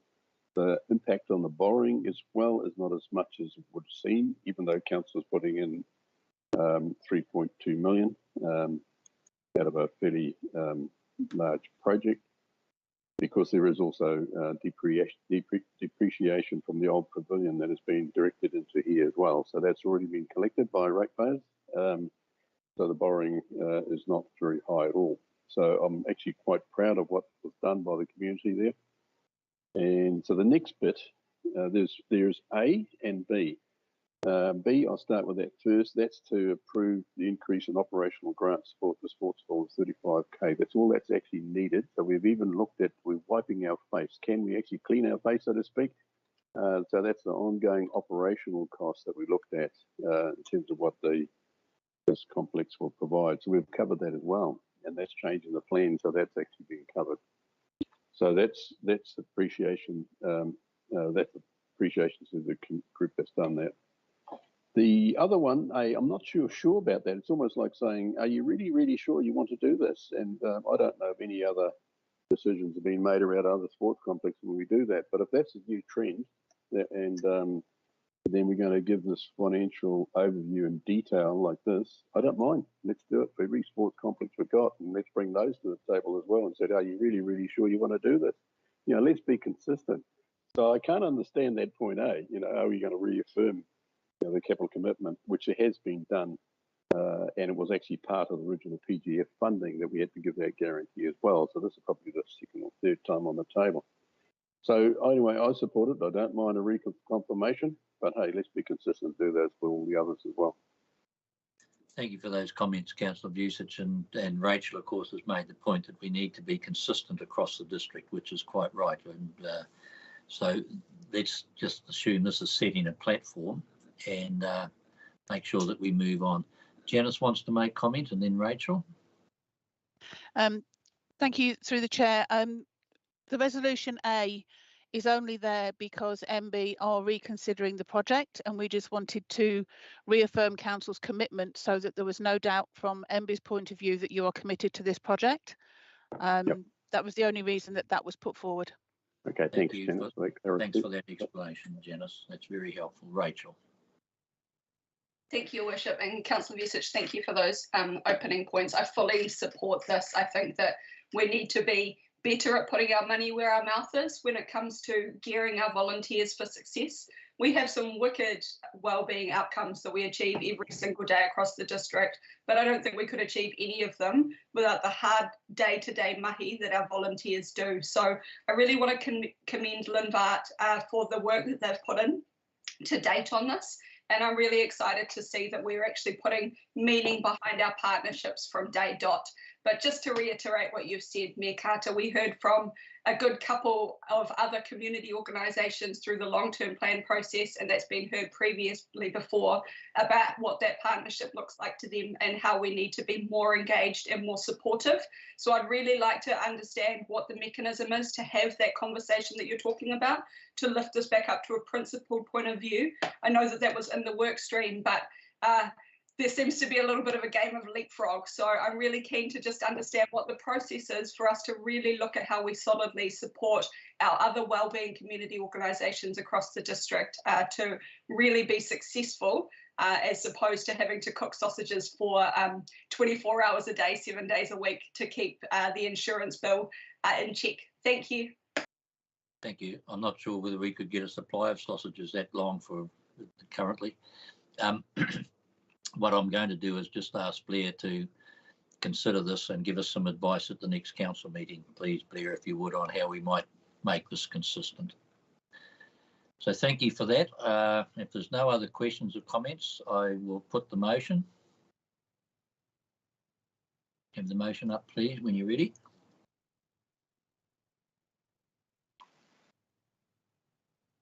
I'm in favour.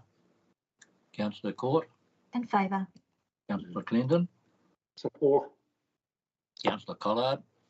In favour. Councillor Foy. Favour. Councillor Radich. Yep. Councillor Smith. In favour. Councillor Stratford. Aye. Councillor Tepanier. Aye. Councillor Vusic. Aye. That's carried unanimously. Thank you very much. And Blair, if you'd just make a note, please, to give us comment at the next council meeting, we'd appreciate that. Right, we turn to page 87, Three Waters.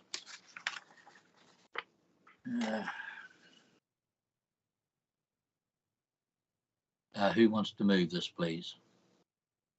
I'll move, Your Worship. Thank you. Right, and do I have a seconder, please? Happy to second.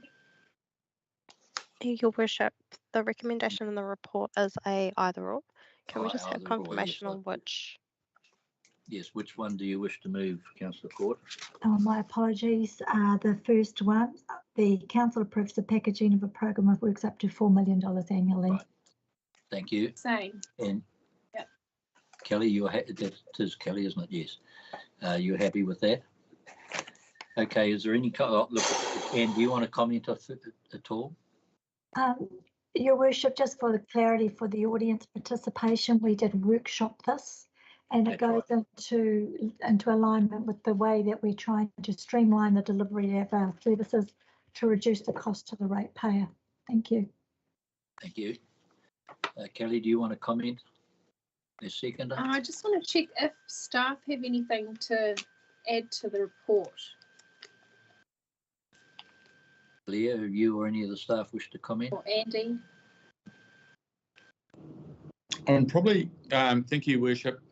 The comment I'd make is looking at this from as a new CE, we are putting a package of work to an alliance to do, but normally an alliance would come up with their costings.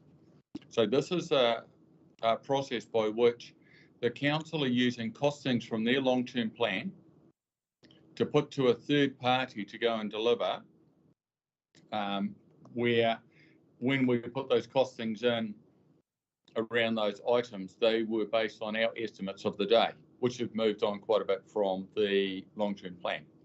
So there will be a change in that process by which we'll be asking whether it's the Northern Transport Alliance or the Three Waters, Far North Water, to effectively come up with that program of works, but also link it back to what we know we need now to help support some of the horizontal infrastructure requirements that development is after.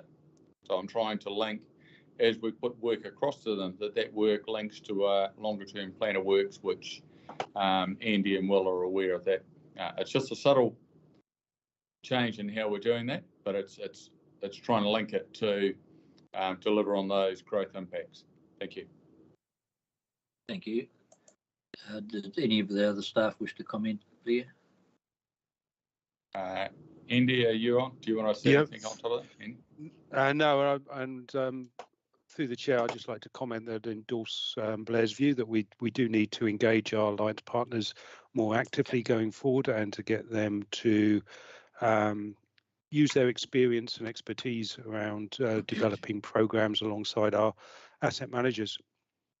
Just in terms of this paper, I just actually just mentioned to elected members that the 4 million is only around 14% of the overall Three Waters programme. So there is still an extensive amount of work going out to market. The risk we do have, of course, if we don't approve this, is it is possible, and I would say no more than possible, that Far North Waters might disband their capital works team because they need a guaranteed pipeline of work, and Blair would be able to endorse the fact that if you can give guaranteed pipelines of work, then it creates a forward work program and allows them to resource appropriately.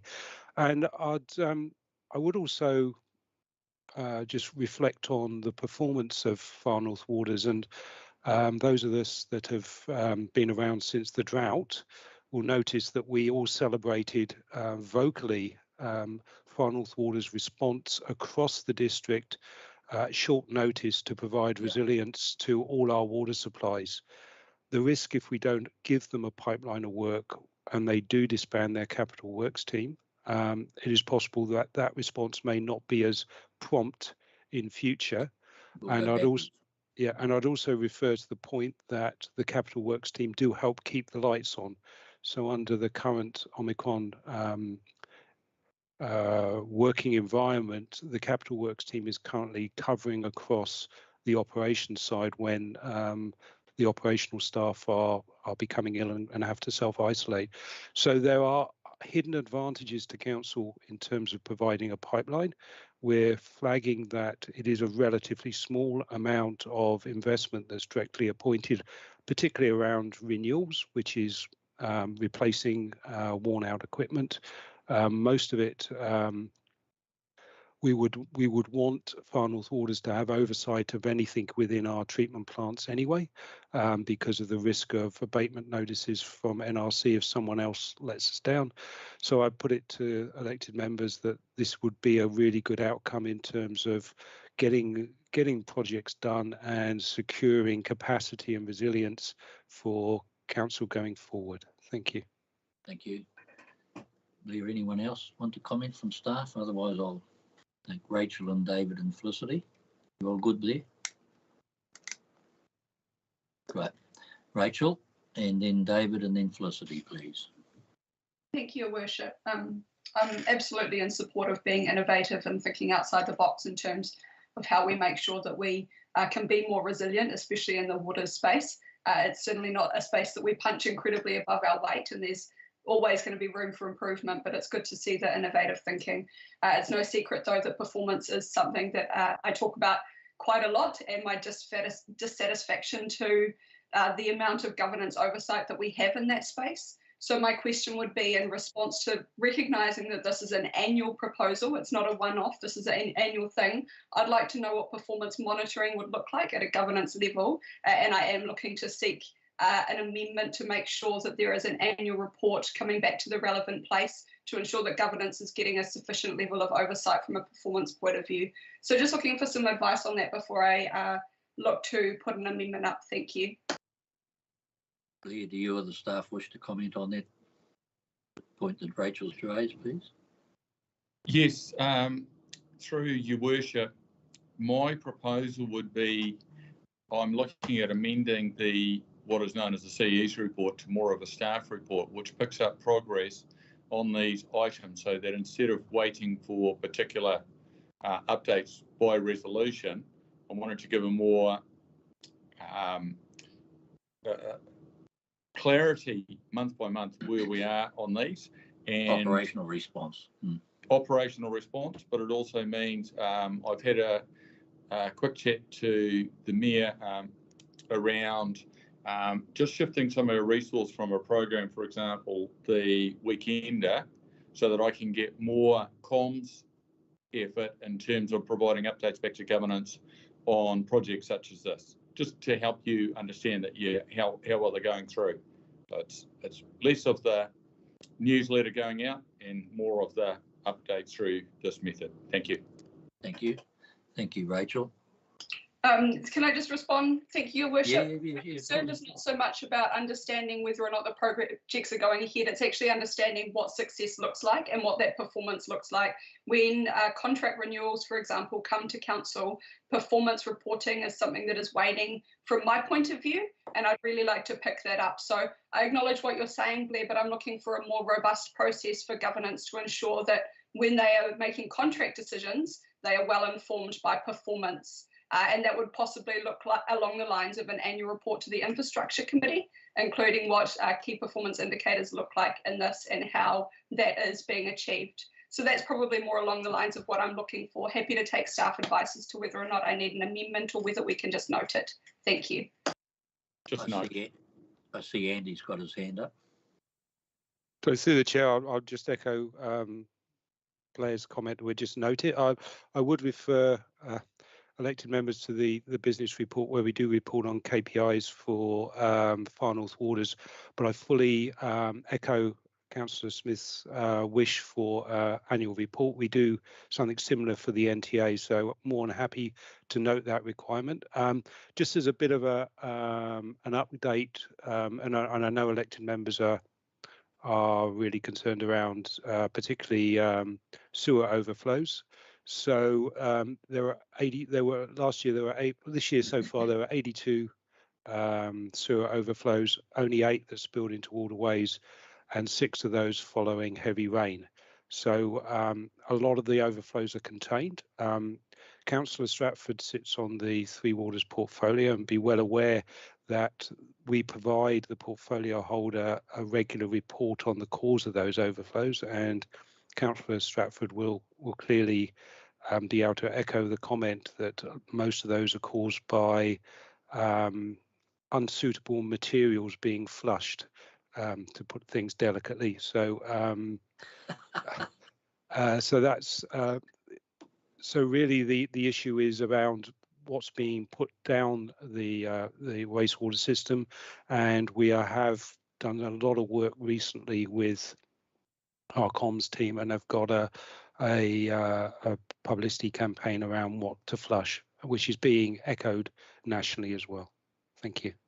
Thank you. Thank you very much. I'll come to David Clendon and then Felicity. Oh, and then Kelly. Yeah, thank you. Yeah, my concern are very much aligned to what Rachel has just said, that we're told in the background that this packaging will reduce project management time, reduce costs, allow for quicker delivery. Nowhere is any of that quantified that I can see. And also, as Rachel's indicated, how will we know in a year's time that this actually worked? Yes, that logically you would assume that it would reduce cost over time, but these things have a way of taking on life of their own. I mean, not to talk about monopolies, but it doesn't always follow that if you give one organisation or entity sole rights to a set of projects, that it will be cheaper than if you distribute it to a number, just by way of example. So yes, I would like to know, how are we going to know in a year's time that project management costs are reduced, we've delivered projects more quickly, and overall costs have gone down? We can take it on, you know, wishful thinking or hope or trust, but I'd really like to see some numbers because I think that's important. Okay, I'm sure Blair and Andy and others have made a note of that and will give us advice on that. Felicity. Thank you, David. Felicity. And then Kelly.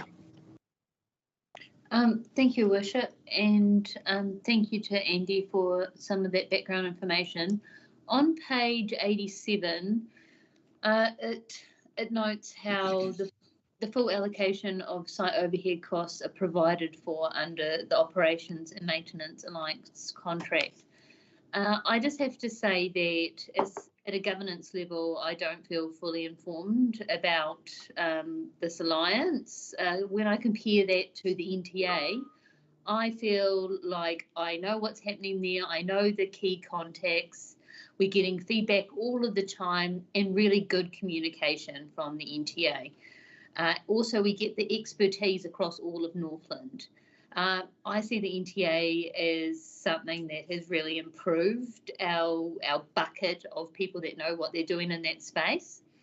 And I don't necessarily see that as in the same way for the Waters Alliance. I am totally unsure about what Kaipara and Whangarei are doing in the space, but we're all doing the same thing. We don't need to rewrite this book. Everyone is doing the same thing, and we can learn from each other and use our resources all together. I really like the pooling of the resources, but at a governance level, I feel that we need more information on the Operations and Maintenance Alliance contract. I wanted to flag that first and foremost. I'll give you one example. There was no conversation whatsoever about drainage, land drainage being part of that contract. That was a huge surprise to everyone here in Te Huku, and this saga has been going on for over a year. I'm glad that we are addressing it and that our CEO is aware of it. I can go through the previous reports and there's nothing noted in there that was going to transfer across to this Three Waters Alliance. And I'm not sure what else may have been missed because I don't feel informed. So I'm not going to move an amendment today because this relates to bundling of resources, in terms of the forward program of works. I agree with that because we need to ensure we have capacity in the marketplace. But I wanted to flag that I would like a workshop on this, specifically about the Three Waters Alliance, to address those concerns that I've just raised here today. Thank you. Thank you very much, Felicity. Kelly. David Clinton, I assume your hand's still up from before. Thank you, Kelly. Thanks, Your Worship. I just want to commend this report. I support the motion. And I want to commend Andy and in particular Glenn. I know this is Glenn's baby, the Three Waters Alliance. And I can see it on the ground, the benefit of having the capital and the operational staff working together across everything. And as Andy highlighted at the beginning of this debate, this is not everything. They're not being allocated all our capital Three Waters projects. The bigger things like wastewater treatment plant renewals or a water treatment plant, massive thing that we don't even see yet, that will come to us separately. And yeah, just getting back to what Andy raised about the wipes. So the staff on the ground took some photos for us and have put them up on the website showing you as community members, as elected members who might be flushing things that should not go down the council wastewater pipes, please. Things that block up the system cost the network time, they cause those sewer overflows. That costs heaps of money. And yeah, I really, and just as an aside, I think that because I've been working on the COVID testing station, I've seen a lot more of the staff up close and personal. And they're really dedicated and they really care about, I think they care more than I do about the water and the wastewater. And I care a whole heap a lot about Three Waters in this space. So I've got a renewed sense of appreciation for our Venture staff on the ground. Kia ora. Thank you for those comments, Kelly, and I know Blair and Andy and others will be taking note of that as well.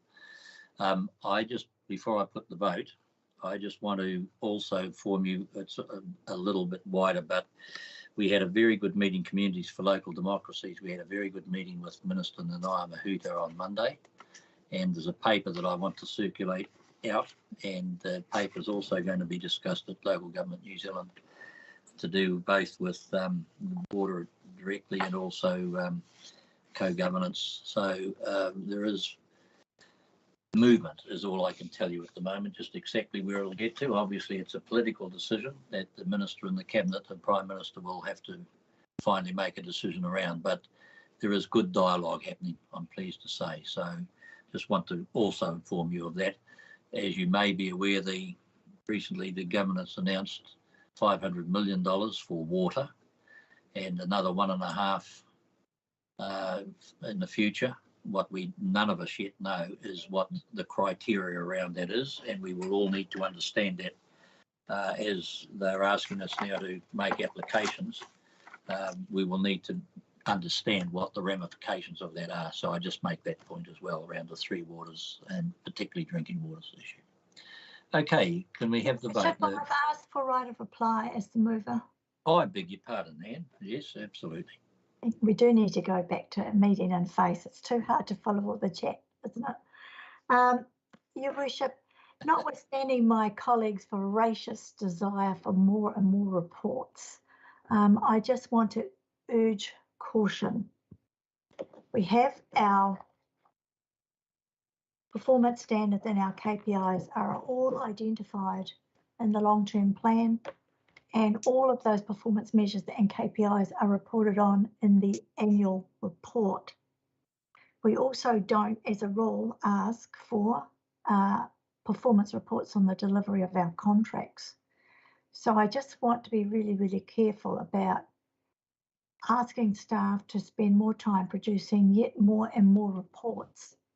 I think we need to be clearer about what it is exactly that we're looking for, that we're not satisfied, that we're currently receiving through the mechanisms that currently exist. I do accept Councillor Foy's comments that we have greater visibility of what's happening with the NTA than we do with Three Waters. Perhaps that's to do with the fact that roads and footpaths are sexy and pipes in the ground aren't. I don't know. But I don't want to ask our staff to continuously write reports unless they have a discernible benefit of members. And I do flush mice down the toilet, Councillor Stratford, with regular abandon. But I think that that's probably okay. Thank you. Thank you very much. As far as the problems be solved for me in another 161 days, I'm in favour. Councillor Court. In favour. Councillor Clendon. Aye. Councillor Collard. In favour. Councillor Foy. In favour. Councillor Radich. Councillor Smith. Aye. Councillor Stratford. Aye. Councillor Tepanier. Aye. Councillor Fusich. Aye. Carried. Thank you very much. I'll ask us to turn to page 92. Do I have a mover, please?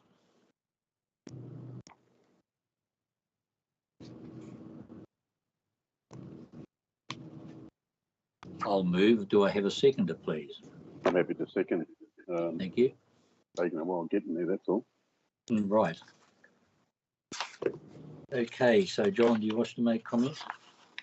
Look, we've sort of done Three Waters in many ways to death, and generally the views of the councils are well known. So, and yeah, I just take my hat to Dr. Jason, the Mayor, for the hard work he's put in there and the hard yards. I know it's been difficult on him.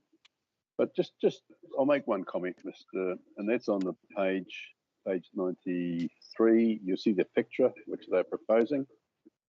When I look at that, I look at the bottom, and I'm looking at the customers and our communities that are at the bottom, and I'm thinking they paid for these schemes, they own these schemes. Some of it was not actually funded through the council, some were privately done, and I'm thinking it's upside down.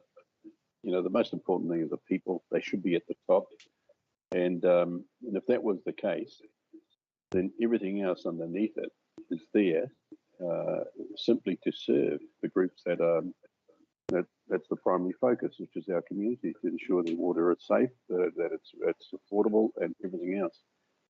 I think if we did that, a lot of the problems and the angst would have gone away, and then rather we would have had the amalgamated expertise, wherever they be, there to actually serve. We're all public servants. That's a term that seems to be forgotten today. We're there to make sure that the communities that we serve are served very well. That seems to be lost. So I can't see, amalgamation of governance, which is what is being proposed here, is smart at all. Let the communities have a governance say, but by all means support them. So that's my comment. Otherwise, the paper is just noting our response to the hard work, and I'm fine with that. Thanks. So thank you, John, for that. And I just make the comment that what is concerning Jason is that the structure, you have 4 people from the Auckland City, 4 iwi from the Auckland area, 3 iwi from Northland, representatives that is, and 3 from the district councils, the 4 councils, 3 councils. And if the 3 iwi plus the 4 iwi plus the 4 representatives from Auckland all vote in block, they have to achieve 75%, and it means that the Northern voice misses out. And all he's saying is let's just lift the barrier to 90%. That's all he's asking, move it from 75 to 90, so that it would mean that at least one of the Northland representatives would have to block vote to make sure that our voice was heard, or wasn't heard.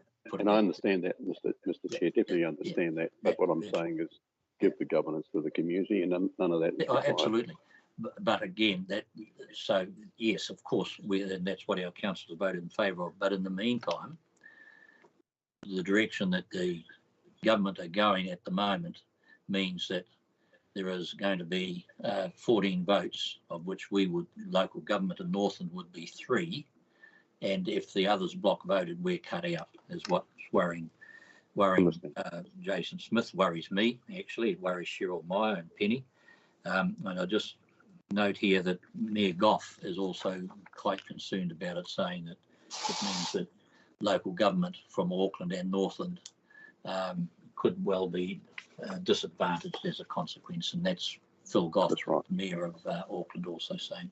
Moko, you wanted to make a comment, and then Ann Court. Thank you, Mayor Carter. David. Yeah, I'm in favour of this. It's just noting the report, giving you the authority to notify the Minister of Local Government on it, and outlining Dr.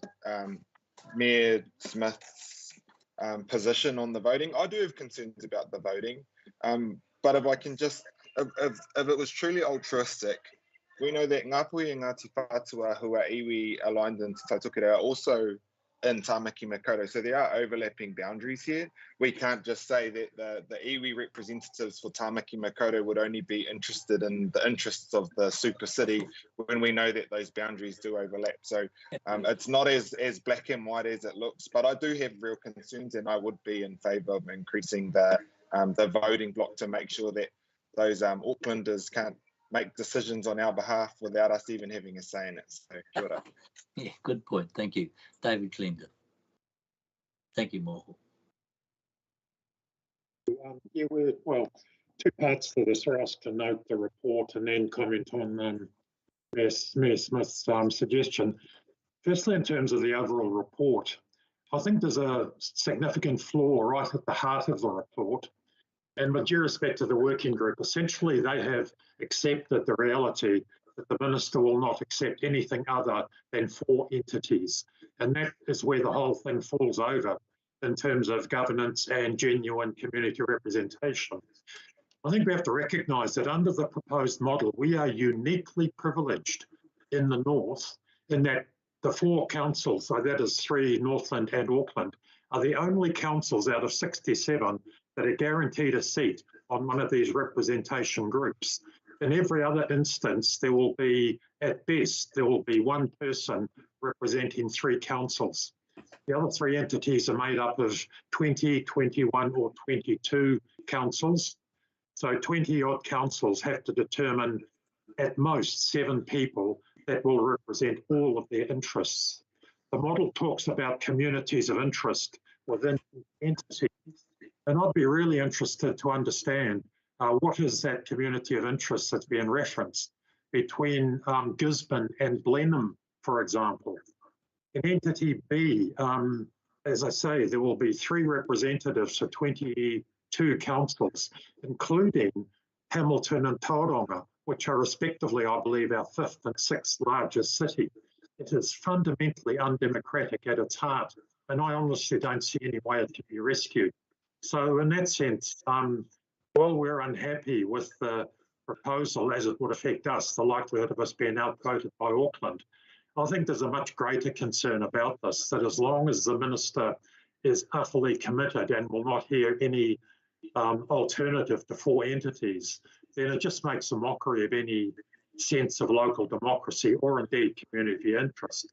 In terms of Mayor Smith's recommendation, I guess we need to support it, but I would equally make the point, and it reflects what Moko said, I can actually anticipate a situation where the 4 iwi representatives in Auckland might well support the 6 members from Northland, the 3 council reps, the 3 iwi hapu reps. So it's not inconceivable, but you're right, it's more likely that Auckland would hold sway. And of course, having read Mayor Goff's commentary, he's utterly determined that Auckland should go it alone. He doesn't want the bar of the North, and understandably. There, as he keeps saying, 93% of the total asset will be Auckland asset, and they only get, well, he does his sums to suggest they'll only get 40% of the vote, which I don't quite fathom. But in any case, it's just fundamentally wrong. I think we need to continue to send a very strong signal that we don't think this is equitable, democratic, or anything else, or that in fact it will work well. So having said all that, I think I don't actually accept the core premise of the report, but certainly we can note it. And I do support Mayor Smith's proposed amendment because it's less bad than the existing one. But it's certainly not an ideal outcome by any stretch of the imagination. Thank you, David. And just before I take Anne and Rachel, I just make the point because I made to the Future for Local Government submission on Monday, and we were talking with Jim Palmer and his team about the lessons I learned when we were reforming Auckland and local democracy and having local communities involved. And of course, that's what is still being argued. And I must say, when the Communities for Local Democracy presented to the Minister on Monday, she heard that loud and clear, and I'll be talking to her more about that as well. So you're right, it's a matter of what's the overall package, but in the meantime, can we fix at least a little bit of it maybe? And that's what Jason's asking us to do. Anne and then Rachel. Thank you, Your Worship. At the risk of being drummed out of the union, I have consistently said from the get-go, I think there is merit in this proposal for the Three Waters reform. Having said that, I'm not here to represent me as an individual. I'm here to represent the people of the far north, and they are telling us loud and clear that they don't want a bar of this. So I will go along with that because that's my job. But I do wonder if we're spending far too much time concentrating on the wrong things. I've also scribbled all over page 93, and I'm concerned what we're really worried about.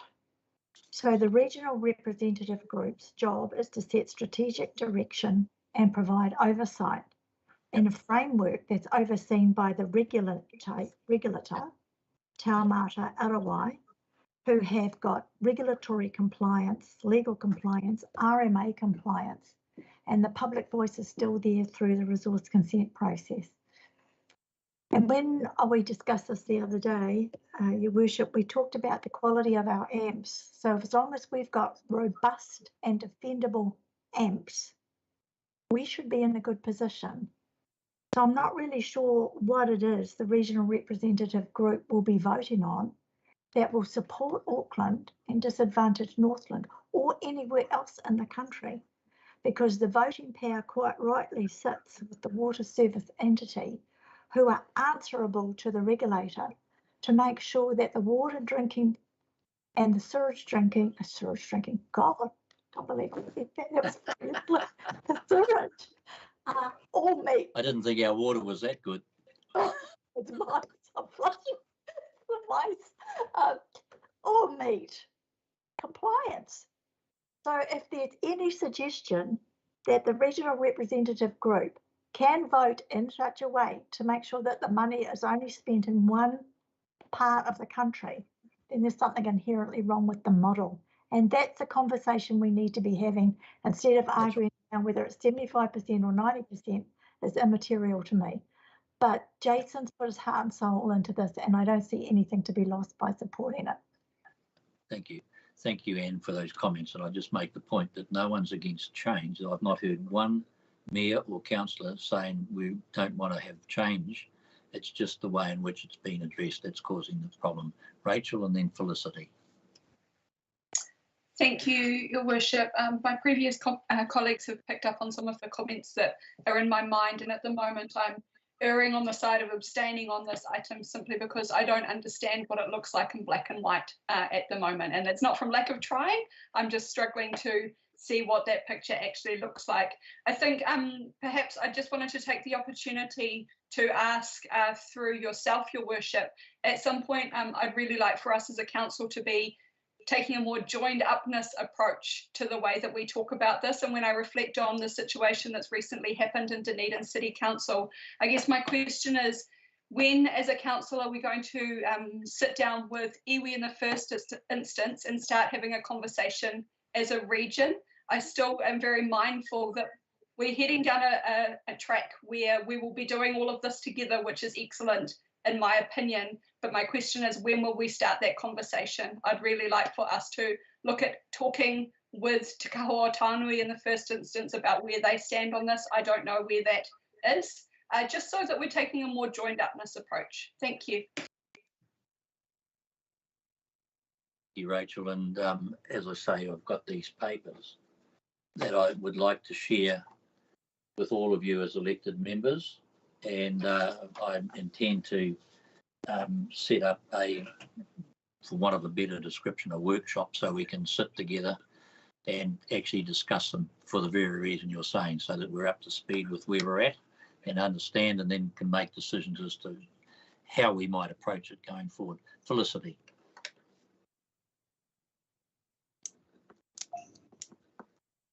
Thank you, Worship. And can I just start with thanking you for all your work in the space, John, as well. We're recognising Dr. Smith, but also you've been doing a huge amount of work in this space. Thank you. I have got 3 points. Some of those are close to my heart, namely stormwater, planning for growth and economy, and lastly, expertise and operational economies of scale. When you look at the report on page 167 of our agenda, you will see stormwater being addressed specifically, which I really like to see, and I'm glad that it's been addressed. There's been a number of questions about this prior and how that fits into things, because it really is, as Anne might have brought up, muddying the waters. So if we can make it more clear and concise, I think that can only be a good thing. And personally, stormwater is the poor cousin of the three waters. So we need to address the other two, which are key for growth, as well as managing stormwater at catchment level, but we're not quite there nationally compared to the other two waters. So I agree with that stance. Secondly, on the next page, relating to coordinated city planning and investment to meet economic and growth needs. 100% yes. This is an issue that I've raised from the start. Who will go first? How will this be approached in terms of which community will win and lose for growth infrastructure and therefore providing housing or not? And that will be one of the significant matters that I'll be watching, because I know that Auckland is a powerhouse for growth. And with us being lumped in there, my fear is that we will not be heard and we will lose out. Lastly, I agree with Councillor Ford about the need to increase our expertise in the water space and have economies of scale in terms of the operations, and we've done this through our NTA, and we also have a model nationally in terms of Waka Kotahi being a managing overarching body, and the council still retaining the ownership, and therefore the communities still retaining the ownership of that asset. In short, we need to ensure that the community still retain that ownership. Thank you. Thank you very much. Kelly. Thank you, Your Worship. When the report originally came out, I was really excited because I felt that feedback that we as council and I myself individually had submitted had been listened to, and the recommendations that the governance working group have put forward. I wait with bated breath to see where they land with the minister, because one of the things that they're recommending in there is that there are working groups underneath the RRG, and yeah, I think that will be. I'll just mute whoever's pages are turning. A significant step forward, because what's working well in our region right now is groups like the Omapere Opunoni wastewater treatment plant, the Rawani wastewater treatment plant. Those two working groups work really well. They, get to see they get a report back every year or so, and we can't do that for all our wastewater treatment plants and water treatment plants. But I think the reality of that need will hit the government hard, but it has to happen, and that will mean that iwi hapu and at community level, everyone will have a better, more of a say, more of an input, more of an awareness of what is actually happening with their wastewater, what the issues are, what they need to be aware of, budget-wise in the future. So yeah, I also am concerned that we're taking on what Jason is saying, but we're not taking on any of the other working group representatives that actually live in our region as well. They've got very opposing views to the outcome of this report. The likes of Huhana Linden, I've spoken to her, and she was at one end of the scale on Three Waters, and now she has moved. And I really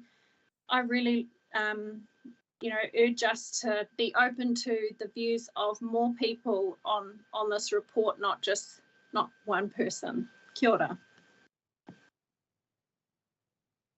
Thank you, Kelly, for that. Appreciate that. I see no other hands up, so we'll put the motion. I'm in favour. Councillor Court. In favour. Councillor Clendon. No. Councillor Collard. In favour. Councillor Foy. Councillor Radich. Yeah. Favour. Councillor, thank you. Both in favour. Councillor Smith. Abstain. Thank you. Councillor Stratford. I'm abstaining too because of B and C.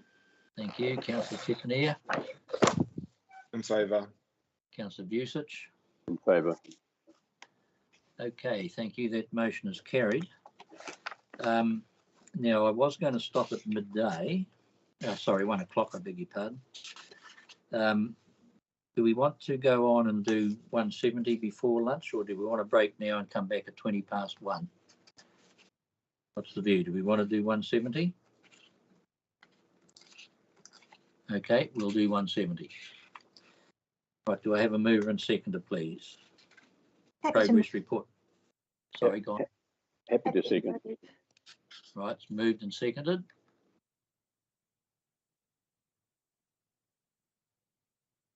Right, Anne, do you wish to speak to it? No, thank you, Your Worship. Councillor Busich, do you wish to speak to it? No, I'm actually happy with it. I think we all want to see development contributions come back. Okay. And we also understand that it's not that straightforward. Thank you. Okay, Councillor Smith and then Councillor Foy and then Councillor Clendon. Thank you, Your Worship. I'm really happy that we're receiving this report. It gives me some confidence that we're on track, albeit not the most ideal track, but we're still on track. I think the question that I've still got in my mind is in regards to the specific information that is needed to develop this policy. And when I look at the timeline, I'm not clear as to where that milestone is. I know that that's what's caught us up in the past. So I'm just wondering if there's any opportunity to get more clarity with this report going forward as to how we're tracking with the actual data behind developing the policy. I know that that's only a small portion of the project, that there's a lot of consultation and things to follow that, but just looking for a little bit more comfort that we're on track with that data that's required. Thank you.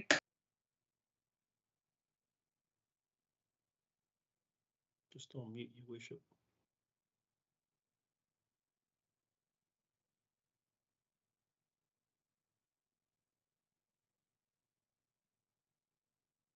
Actually, could you have a go at trying to unmute his worship? Unfortunately, unmuting is only something that can be done at the remote end. Okay, thank you. Councillor Smith, maybe as his worship's looking to unmute, I can just I'll give you a take over. response on that. Yeah. I'll just take over while John sorts out his mute button. So. Oh, I beg your pardon. Didn't I have my Thanks, mute Dan. button on? Sorry. Right. Here, I thought I was making a great. Sorry, I muted your page ruffling for Kelly. I'll take full responsibility for that. Did I? Well, and I assume I've been muted all morning and thinking I'm making a contribution. Thank you very much. Blair, do you and the staff want to respond to Rachel, please? I'm happy to have a go at that, Your Worship. I'll leave it to Darren. Thank you. Thanks, Your Worship. Thanks, Councillor Smith. As the work program develops, you will start to see further, I guess, detail coming back into the monthly report. From my understanding, the basis of having monthlies was to give governance the level of support required as we travel towards that 2024 date, appreciating it sounds like a long time away, but it is quickly approaching. So we will start to see that detail come. I can say that we are on track. We've had our initial internal working group, which was a really open, honest and frank discussion, I think is a good way of putting it. And that was chaired by Gina Sweetman. So again, Gina gives us a really good level of comfort because this is what she does and she's highly regarded in the planning fraternity. I think, Felicity, you've probably met with her on several occasions and seen her at a number of conferences. So hopefully that gives you a satisfactory answer. Thank you. Is that helpful, Rachel? Good, thank you. Now, Felicity, was it, or David next? I'm not sure who was next. David next, thank you. Sure, thank you. I wonder, I note that there was a workshop on 29th of March. I wonder if we might just get some quick feedback from staff who attended as to what that contained, or just a bit of a heads up as to the value of that or what went on, just to keep us informed of progress, I guess. Sure, happy to do that, and Roger's online with us. So again, that was chaired by Gina Sweetman, organised by Roger. We had a number of internal, I guess, stakeholders who are all key to ensuring that we're able to meet these milestones and looking to reintroduce the DC policy. And from my perspective, it was really good. There were some really hard conversations that need to be had up front so that we understand what those, I'm going to say, crunch points will be when we get into the nuts and bolts working of developing the policy. And I think we understand that it's about condition capacity and what is growth for the district. So that's my 10 cents worth of snippet. And then I'll just pass to Roger for a little bit more. Yeah, thank you, Roger. Thank you, and through the chair. So yes, we had the workshop on the 29th. Gina and I met yesterday, and just to reconfirm and catch up on that meeting. Our next piece of work that we're planning towards is to come to the workshop in June on this, because we do need to workshop with the elected members on just what is the options for a development contributions policy going forward. So also we're going to start heavily involving the finance team in that process as well. So Janice, I reached out to Janice yesterday just to make sure we're getting the right finance people included in it, because we've got, a large component of it is the the breakdown, I guess, or the apportionment of development contributions to general ratepayer funded infrastructure. So I'll leave it at that. Thank you, Roger. Thank you. Felicity.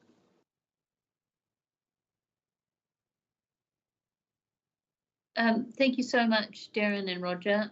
I've been told that Roger's our staff expert on the NPS for urban development, so thank you for taking that lead, Roger. And I'm really comforted to hear that Gina's on board. She's fantastic and is a superstar in this space. However, I just wanted to give recognition to my fellow elected members on one matter of caution that I will be looking at specifically, and that's around the information provided to Gina and the information provided in terms of the development contributions policy from our infrastructure team. And I'll be specific, and I've already raised this a number of times, our capacity modelling, specifically for sewerage, and in a priority basis for growth areas. Kirikiri and Doubtless Bay, the two top ones in terms of growth areas, and that should be approached accordingly. Not having a sewerage connection policy specifically, that is a huge risk for our council. And also in terms of what Janice has got there, the area of benefit connections policy interrelates with our financial planning and our rating policies. All of these things across the whole organisation interrelate and come back to this development contributions policy, but are solely reliant on Andy and his team in the infrastructure department and the information they do or don't give us. We need to have milestones that those sewage capacity studies will be provided, and we need to ensure that the information that we're provided is at the right level, is scoped correctly in order to give effect to this.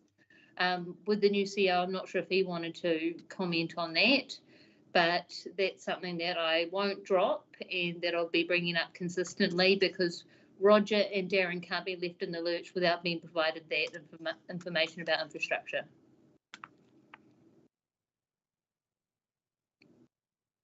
Leah, you or any staff want to make comment?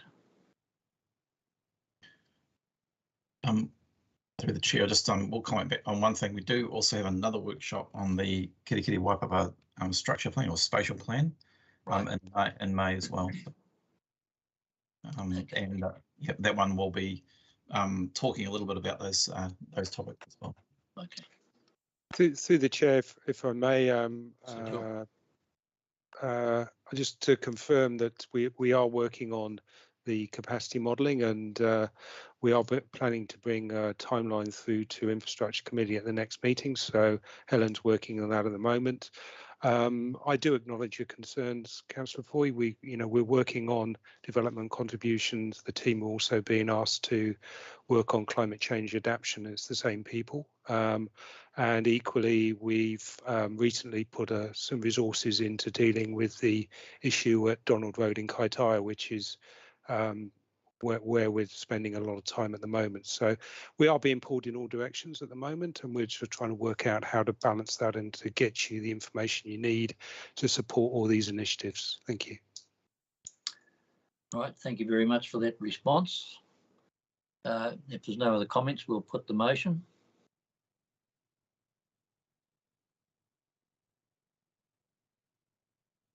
I'm in favour. Deputy Mayor? In favour. Councillor Clendon? Aye. Councillor Collard? In favour. Councillor Foy? Abstain. Councillor Radich? Yep. Councillor Smith? Aye. Councillor Stratford? Aye. Councillor Tepanier? Aye. Councillor Busich? Aye. Thank you. Now that motion was for us to go and have lunch. Oh no, it wasn't. It was to do with contributions. But however, I think it is appropriate time now for us to adjourn for lunch, and we, as agreed, we will be back at 1:30. So the meeting is adjourned.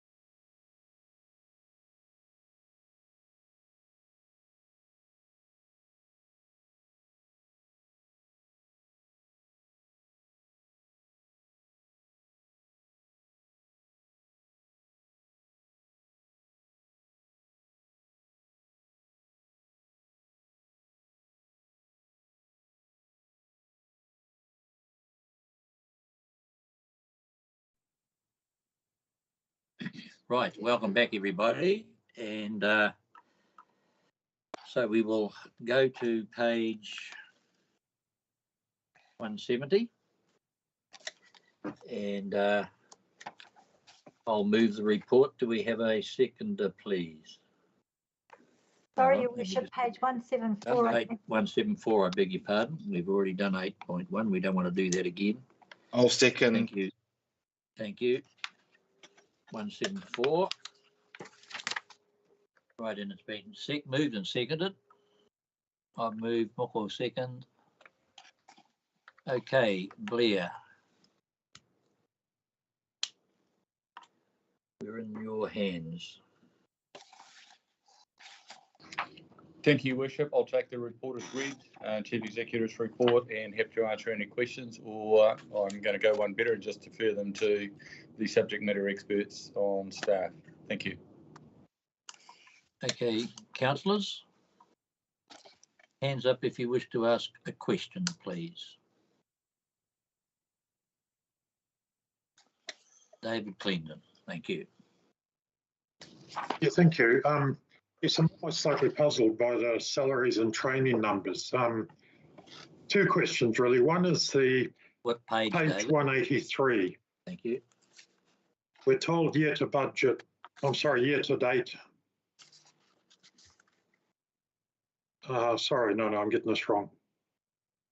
Just the difference between the actual and year to date budgets and the significant gap between our establishment number of 386 staff and 339 actual, and yet we never seem to have much salary savings over the period. Given that we're 40 odd people down on our establishment number, and yet the difference between our budgeted salaries and our actual salaries always seems very, very small, and either I'm misreading it. I just don't understand why it isn't much larger number than that, given the significant difference than what 47 light on the staffing allocation. So that's the first question. Janice, do you want to take that one on the salaries? I'll have a stab. Through the chair. When we set the salary budgets, we set them in April of the year before this plan was adopted. What we aim to do is to provide a budget for the actual staff that we have on board at that time, based on their pay grade, and we account for all vacancies as 100%. But obviously over time, those things change. People leave, salaries when they come on board may not be what we expected from the previous person. We now may be paying more for that person to fill the position than the previous one. We've also got jobs that are reviewed and their grades are changed. We have the remuneration framework, which looks at staff competence, and they move up and down the bands according to their competence ratings. And so whilst we provide for that in the budget, it's sometimes more than we've provided for in the budgets. And obviously with COVID, we have had staff who have been buying out annual leave because there's nowhere to go and nowhere to use the leave. And so they've been asking to take those payments that they're allowed to under the Leave Act. So all of those things combine to fill in that gap, if you like, that's around the vacancy levels. David? Okay, thank you. The other question around training as a percentage of salaries, currently running at less than 1%, annual budget 2.1. We're told the sector average is 4%. I just wonder why we appear to underinvest in training our staff. Through you, the chair, Jill Coyle. The training figures are down because also in those figures is travel and accommodation and attendance at conferences. There has been no travel and anyone going on to any conferences, obviously due to COVID. We're doing far more online learning, so that's why the costs are looking out of kilter. Okay, David? And sorry, and the difference between the sector average and our annual budget, which is Well, our budget is half of the sector average. Why would that be? Is this fair, Janice? In the last annual plan, the elected members chose to reduce the training budget by a third. Yeah, as part of the LTP process, because sorry. Most of the training was being done online. The budgets were reduced by a third. As Jill points out, they do include the accommodation and travel for getting to and from the conference, as well as the conference costs. Okay, David.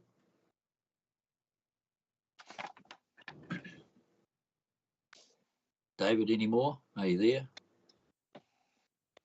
No, I'm sorry, no, it was just the two questions there. Okay, thank you. Any other questions from the elected members? Yeah, I have one, Mayor Dave? Carter. Yep. Yeah, on page 179, I'm looking at RFS's, the report here telling us about just about everything, and RFS's is one that stands out. Does this mean that nothing's wrong, or does it mean that people have lost confidence and are not putting them in? Yeah, the last one on that page, 179, 50% less roading RFSs were received in December. Does it mean we didn't even have a look? Or what does that mean? There's no way our roads are better.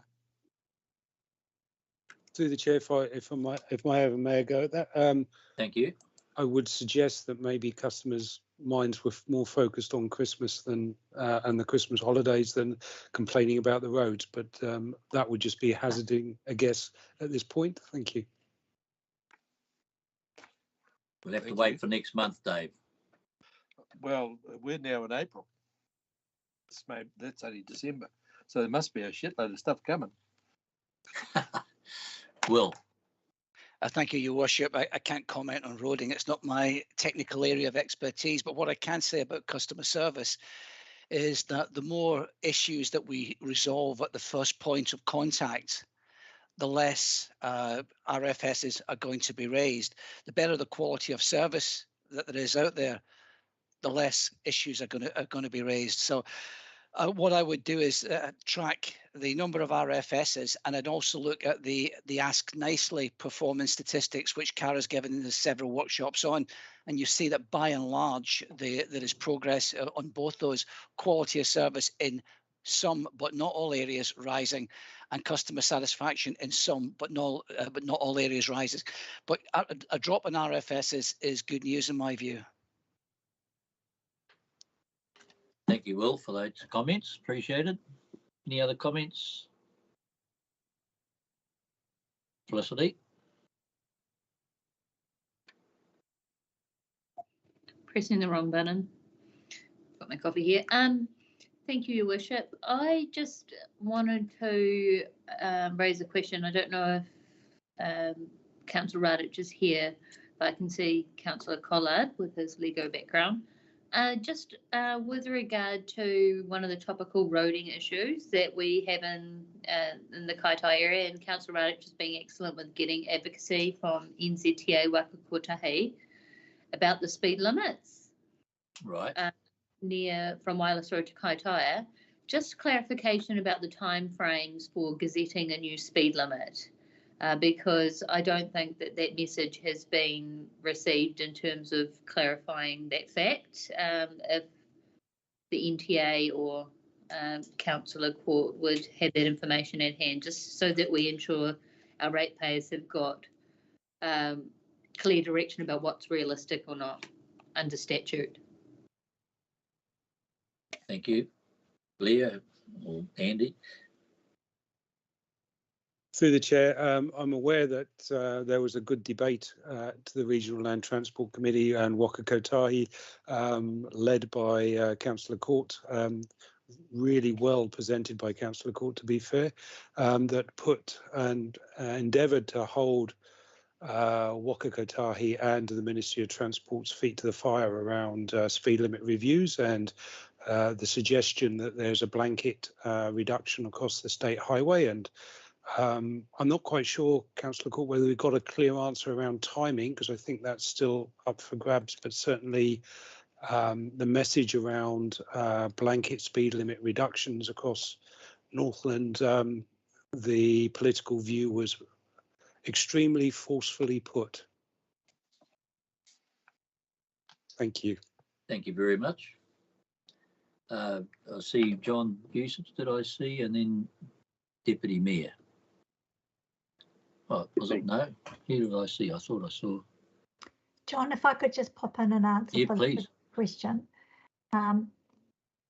We had a very robust Regional Land Transport Committee meeting the other day. Waka Kotahi could not commit to when they would be coming out with the speed limit public consultation process. I followed up with the Regional Relationships Director this morning. He's still unable to confirm when that would be. I raised with him specifically this morning the issue of the Kaitaia approaches speed limit and whether or not we could use a temporary speed restriction. He's come back and he's advised me that they were instructed by the regulator to remove temporary speed limits 7 years ago. I've gone back and asked him for a copy of that legal opinion, because if we're talking about years, we might need to look at an alternative option for the approaches to Kaitaia. So as I get more information to hand, I will let you know. Thank you very much. Okay, Dave Collard, have you? I have just one other thing. I wanted to ask the question. Here we are in April, where our building consents were in terms of delivery of statutory time of 20 days has been, and I'm conscious of stuff that's taking a hell of a lot longer than that currently.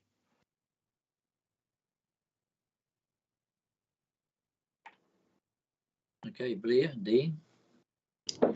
I'll probably jump in there and I'll say, look, councillors, this is a reporting template that you have had in place for a while. To be honest, it is not giving you a handle on what is coming up. I'm listening to the questions around RFSs. This doesn't tell you how many resource consents are actually in the holding line but yet to be allocated. It doesn't tell you how many building consents are actually there. It doesn't tell you trends of, it's not linking back to a work program or things like that. So yes, I would say it's an item that I've already acknowledged. This is a report that was written by the team based on the leadership that you had in place, staff leadership that you had in place up to the end of February. And that is why it's extremely difficult to give you an honest view of what some of these trends are actually telling you versus what is the status in now April. Okay, Your Worship, if I could try and answer the building consents question from Collard. This report is a 3-month view, November through February. I think, Councillor Collard, if I understand correctly, you're referring to more recent trends beyond February, so in the last while.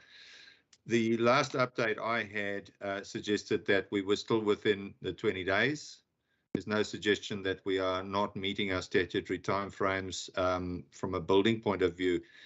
With inspections, I am aware that those the days have increased, but not beyond 20 days. So we're still within statutory limits, but through COVID, and I know there's a lot of blaming of COVID. We can blame COVID for many things, but the reality is the inspections team were impacted, and that did push their days out. So I think that it may be that some of the builders out there have seen that happen, and they've become accustomed to inspections within 4 days, and that might have increased to 8. I'm guessing when I say that, but I think that may be a factor in terms of feedback that you are receiving out there. But we're certainly not beyond the 20 days for building. And I think all of council is aware that we are experiencing some issues in the resource consenting area. We are putting together a delivery plan to address those issues, because we are struggling. We are struggling on the resource consenting front. Thank you, Dean. The reason for my question as to where we were, I'm aware of a guy that's talking 60 days in terms of his hold up for his start of his build, and he's just talking about a retaining wall. Is that a building permit or a resource consent, Dave? Building permit. No. I think what would be best through you, Your Worship, is if such complaints are received by elected members, if they could pass that information through, and we'd happily look at it. It may be a one-off instance. I'm not aware of anything that's taking 60 days. But if there are such instances, we'd happily take that on board and address that. Okay. If flick Dean an email, Dave, that'll be great. Okay, Maddie, I see your hands up. Yeah, just in response to Andy Finch's comment regarding the speed limit coming into Kairaha, north of Kairaha. Now, what it boils down to is slackness. And, you know, I end up being negative all the time, and that's caused by slackness by the authorities. I've been dealing with Steve Martin from NZTA for just on 3 years. And all he says to me, "Oh, Matty, we're looking at speed limits." He knew the situation in Kairaha, how dangerous it is. If he had acted 3 years ago, we wouldn't be talking about this now. Yeah. The 50 Ks would have been up, everyone would have been happy, and accidents wouldn't happen. Now, we've got to go through it all from the start again. It's going to go to the community for consultation and all this. Even had the cheek to say, "Oh, no, I'm going to drop it by 60. And then that's when the business people verbally attacked him and said, "No, it's going to be 50. That's how out of date he is. But if this was dealt with when we first got onto it, approximately 3 years ago, we wouldn't be talking about it now. And that's all, yeah, that's incompetence. Yeah, thank you, Maddie. And it is true that it's certainly taken a while. Anne, did you want to respond to that before John Vucic? Or do you have a different subject? No, I am sympathetic to the frustrations that the Kaitaia community are experiencing. But Steve's hands are tied by the legislation. So what I would like to suggest, local government New Zealand are calling for remits. If elected members are aware that there's a system process failure somewhere that should be looked at, this is the ideal opportunity to raise this as a remit. Councillor Smith and I discussed this briefly yesterday, and it's a way of drawing it to the attention of the ministers and those in Wellington, some of the frustrations we're experiencing in delivery on the ground. Thank you. Thank you. All right, thank you. We can look at that. Thank you very much. Maddie, you finished with that? Yep. Well, you can't win, hey? Well, we'll try to, Maddie. We can actually. It's just as you look, we all share your frustration in this regard. It's an embarrassment. I mean, I've spoken to Steve. No, myself. it's an embarrassment. It's an embarrassment. Yeah, it is. I've spoken to him directly myself, and we keep getting the same answers, but we'll keep pushing on it. John. Yeah, thanks, Mr. Mayor. Just, I'm not going to push this report too hard. We've got a new CEO, but I did like your comment, Blair, saying that there is a greater visibility is required in some of the reporting. So just a couple of things then. On page 199, you can see the year-to-date total budget. This is for the IM's capital works, and I know we have an issue there in terms of the delivery, so that's down. Also realise that this report doesn't take it through to current date. So I just want a quick comment, maybe from IAMs, and just how far short of the expected capital delivery we're going to be come the end of the year. So that was on page 199. The other one is on page 188, and having been involved virtually from day one in terms of the social procurement or sustainable procurement, as we're calling it, I don't think that report's giving us the information I'd like. One of the key things there, as you see what Auckland did, they don't summarise it like this. They focus on a specific area of high deprivation, South Auckland. So that they had a community of interest focus, and I'd like to see more detail, whether we do that in some of the committees and then bring it forward. I do know that the communities boards are very keen, and if we can break it down into some of those areas like South Oaking and North Oaking and so on, and just show what we're actually doing. When I look at the social procurement January 2022, it says Kirikiri Domain, Wapapa Sports, Ruapika. And so the natural question is to say, what impact are we having in some of those high deprivation areas? And I don't see it. And as you know, I've mentioned before, I'd like the parameters for determining your procurement is being done by that local community who will then say, this is what I see as being important. And it could be jobs for women in, say, North King, or just jobs full stop.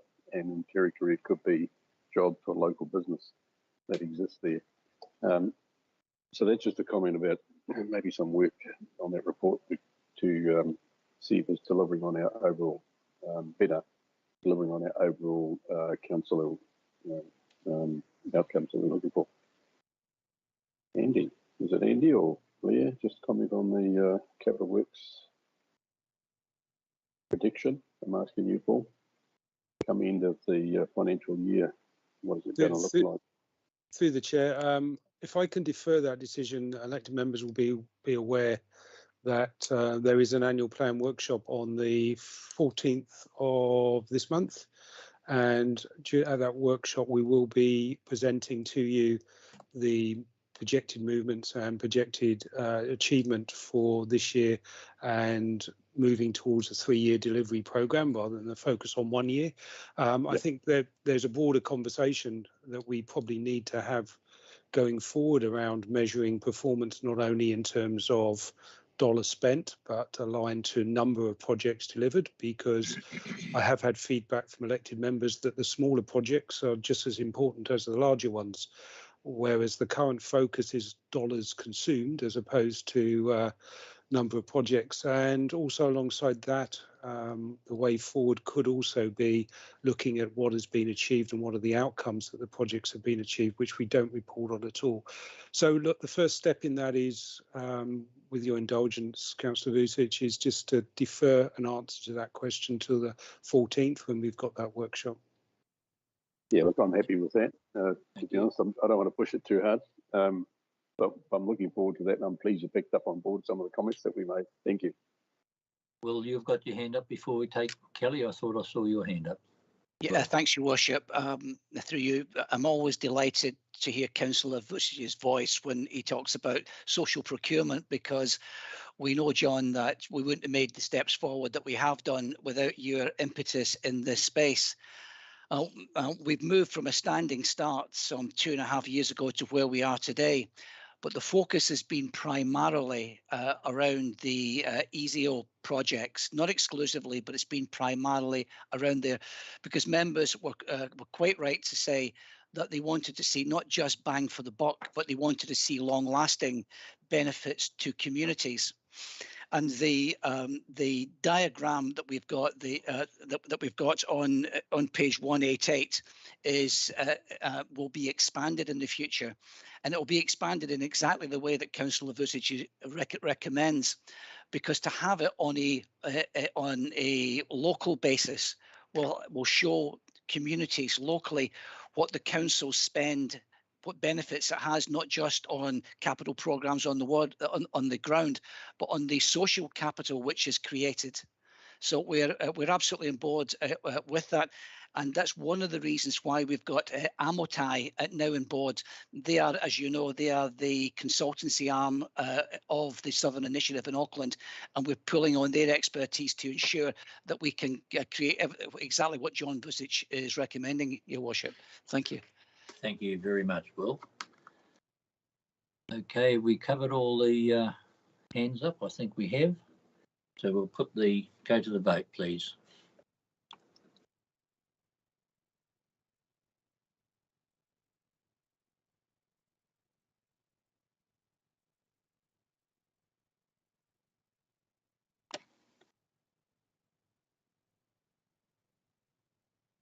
Got the vote up. I'm getting the vote up.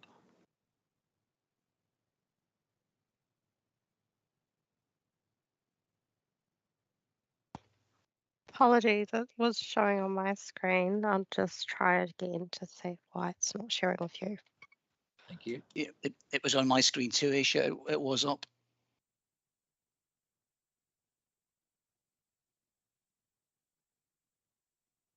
Right, I'm in favour. Deputy Mayor? In favour. David Clendon? Aye. Councillor Collard? Aye. Councillor Foy? Aye. Councillor Radich? You're on mute, Nettie.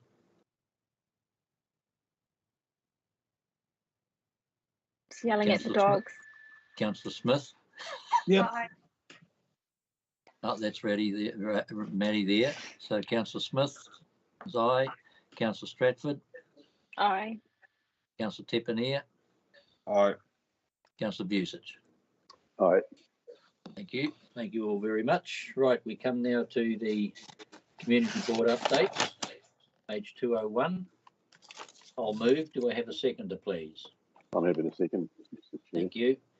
So we'll come to the, we've got Adele and Belinda with us. And even though is there anything, Adele, that you wish to raise from a Community Board perspective? Thank you, Mayor John. Not at this point. It's at our last Community Board meeting on the 29th of March. We've had to leave the land drainage items to adjourn them at the moment, and we're going to be dealing with them on Monday. So that's the only item that is of concern at the moment. Thank you. Thank you for that. You and I, we just remind the councillors that we're dealing with the issue of the croquet club and the neighbouring lease and the how do you call that poison stuff that they've got next door, all the rubbish that's on the section. So asbestos, that's the word I'm looking for. So Adele and I are trying to see if we can find a way forward, and we'll be dealing with the owner and different things just to see if we can make some progress. But I've got to say, I think we're going to make haste slowly somehow. We'll keep working on it. I'll take Belinda, and then I'll take John Busich for the Kaikoai Community Board. Belinda, welcome. Thank you, Your Worship. I have three things to address today. Firstly, on page 206 in our agenda, you'll see that we are continuing to receive funding applications for security cameras and the replacement of old inefficient ones, mostly on road or council land. These are areas of concern, particularly around access and maintenance of the cameras and the ability for them to be responsibly monitored. Why I'm bringing this up is because we are continuing to fund and support communities with installing the purchasing of the security cameras, but with the different community groups that are actually applying and doing it across the district, which is growing, it would be really helpful for council, and I feel for the community board, to actually have a map of all the camera locations and the contacts, because this network is just growing and we need to address the linkages with our planning. Otherwise, we're going to have security camera missing links all over the district. And I think it's something that we, from a community board perspective, we're really onto it. But because some bodies, the likes of business associations or focus pay here, work directly with police or council, we actually don't have an overview of that network. And I think it's really important in our planning process. Secondly, you asked me, Your Worship, to touch on encroachment. I've been banging on about encroachment issues since I was elected as chair, because it's an ongoing problem in our ward area, Bay of Islands Whangaroa ward area. with increasing complaints, all highlighted through COVID, with people walking and biking in their backyards and discovering gems.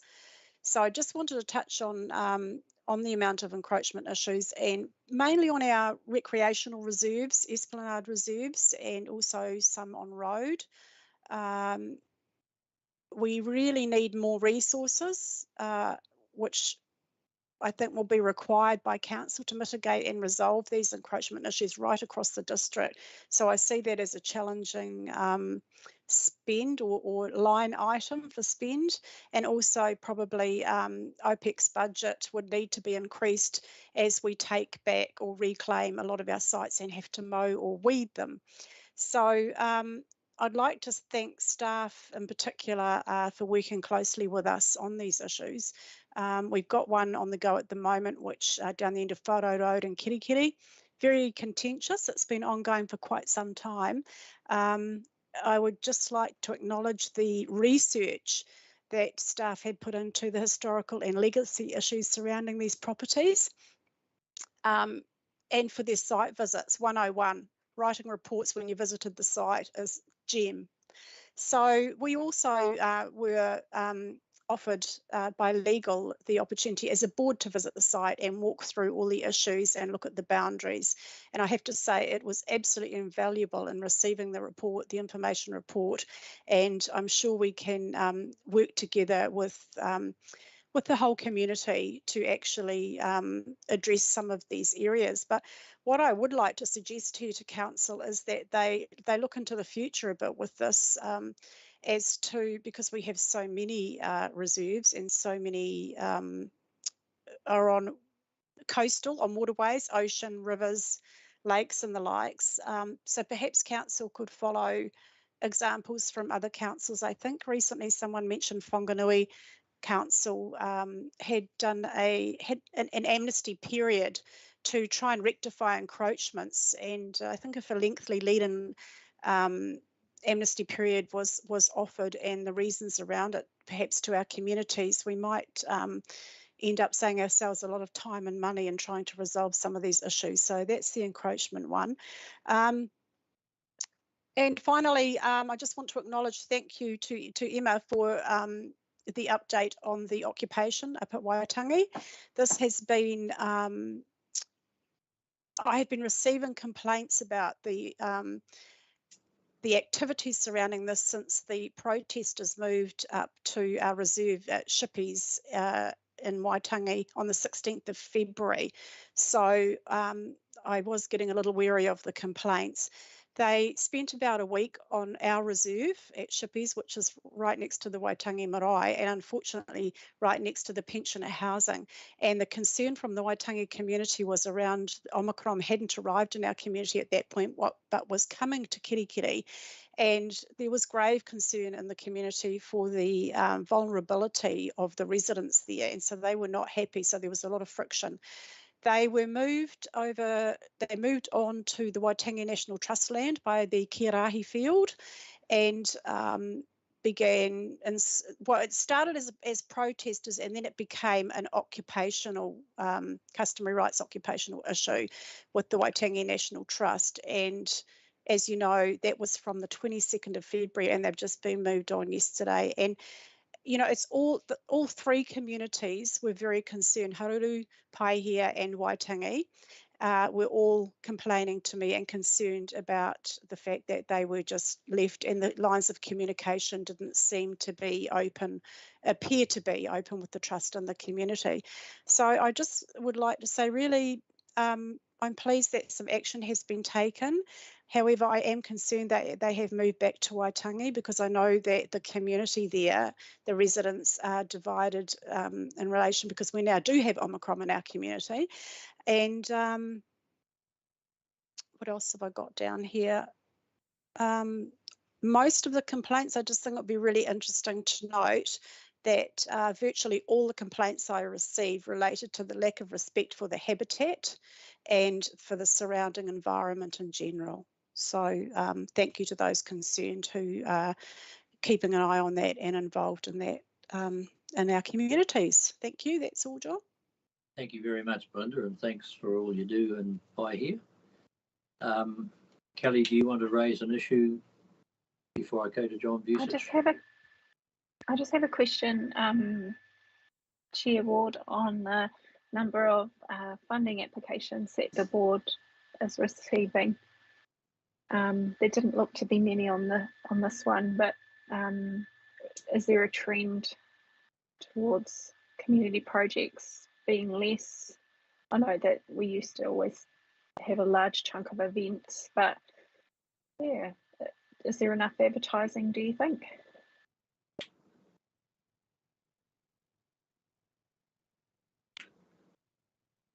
Sorry, Kelly, muted. It's definitely mainly around events. Normally, we are penny pinching to try and satisfy all events organisers in our area, and because of COVID, of course, we haven't had them. Some may still go ahead a bit later in the year, but we've got that crossover with both the financial year and also a new community board coming in. So we're trying to sort of focus on those that are likely to succeed, and particularly the large events that all three chairs were involved in funding. But we have no doubt that we will spend the money. There seems to be a bit of a rush coming in now with Matariki and some of the other festivals, with the changes in rules starting to get off the ground. So yeah, pretty sad situation. We generally don't get applications in that January-February period after that Christmas, so it picks up after that. But yes, pretty hard on communities through this COVID period. Thank you, Melinda. Thank you for that report. Can we come to you, John, for the community board, please? Yeah. Thank you, Mr. Chair. You've just muted yourself again. Thank you. Just getting my mic going for the second time. It's just a bit slow response sometimes.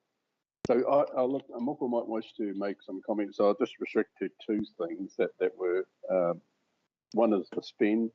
What the Kaiko Community Board has been doing is focusing on projects that align with the community plans and the strategy. So we're trying to pick some key ones and more spend in terms of the enablement. So doing some of the design work or whatever that goes around it, so that it sets it up well, gets the appropriate first steps done, so that in the future it makes it a lot easier for anybody picking up. So that's one thing. The second thing was I was reminded in the last meeting that there were some outstanding delegations. I'll bring this up with the new CE, Blair, and one was for the governance of some of the halls.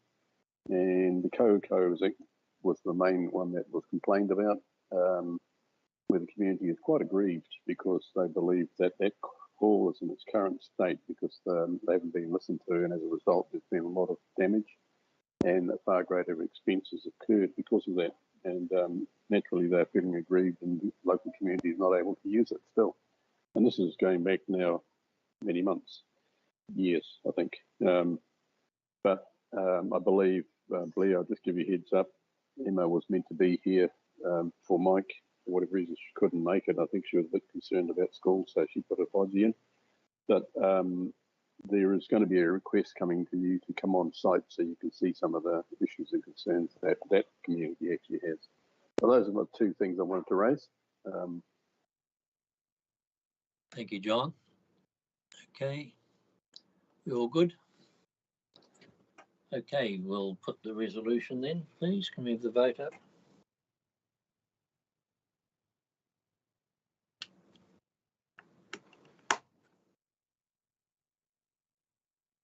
I'm in favour. Councillor Court. In favour. Councillor Clendon. Favour. Councillor Collard. Favour. Councillor Foy. Favour. Councillor Radich. Aye. Councillor Smith. Aye. Councillor Stratford. Aye. Councillor Tepanier. Aye. Councillor Busich. John. Aye. Aye. Right, that's carried. Thank you. If I'm correct, 208 comes under under confidential in committee. Your Worship, the receipt of the action sheet. We need to receive it, do we? Okay, I'll move that we receive the action sheet. We have a seconder, please. I'm happy I'll to so second. second. Thank you. Is there any discussion, or can we just put the vote up? We'll be discussing it further in the committee. So can we go for the vote, please? You there? Yes, and Maddie, yep, sure. Just in regard to the, just trying to pick it up now, in regard to the Carry Dam. Oh yeah, okay. Maddie, we're not going into committee yet. If you want to talk about the Carry Dam, well, it's under the action sheet. I'm going to say, you know. No, we haven't got to the action sheet yet. We're just doing the. Oh, I see. Okay. We're just doing the commercial property and Homestead Road, Right. and just that action sheet. Right, oh, beg your pardon. Hang on. No, maybe you're right and I'm wrong. Just hang on a minute. Aisha, just help me. Item on page 208, 13 Homestead Road. We're leaving that, aren't we? Yeah. That's right, Your Worship. That was a okay. printer So error we are. on I the beg your pardon, agenda. Maddie. The floor is yours. Yeah, on page 225. Yes. To the dam. We are making progress now. We've dropped the dam for decommissioning by 2 metres. It's in progress at this very moment. I think we've gone down to 1.5 at this stage. But I need to let you all know that the Ngaku Trust move a motion on the 16th of March to support the Carry Dam Committee to drop the level of the dam to 5 metres. And I'm very supportive of that. But I will talk with my committee in regard to try and get that done, because in 2017 the dam was dropped by 2 metres, and the findings were nothing came out of it. So I'm a bit worried that we're dropping this dam at this very moment, and we could end up in the same situation we were in 2017. So I thought I'd just let you know that. Thank you, Maddie. This moment. Thank you very much. We appreciate it, and thanks for you and the team that is working with you for the progress. Of course, as you know, and the rest of us know, there are other issues outside of the dam that are being dealt with by Blair and the staff, but they're separate issues to the dam. And the second thing is, of course, Maddie, that as you make progress, you'll be working with Blair and others on the way forward to achieve the outcome that we're looking for. So thank you very much for that update. Just adding. Is there any other issues that anyone wishes to raise?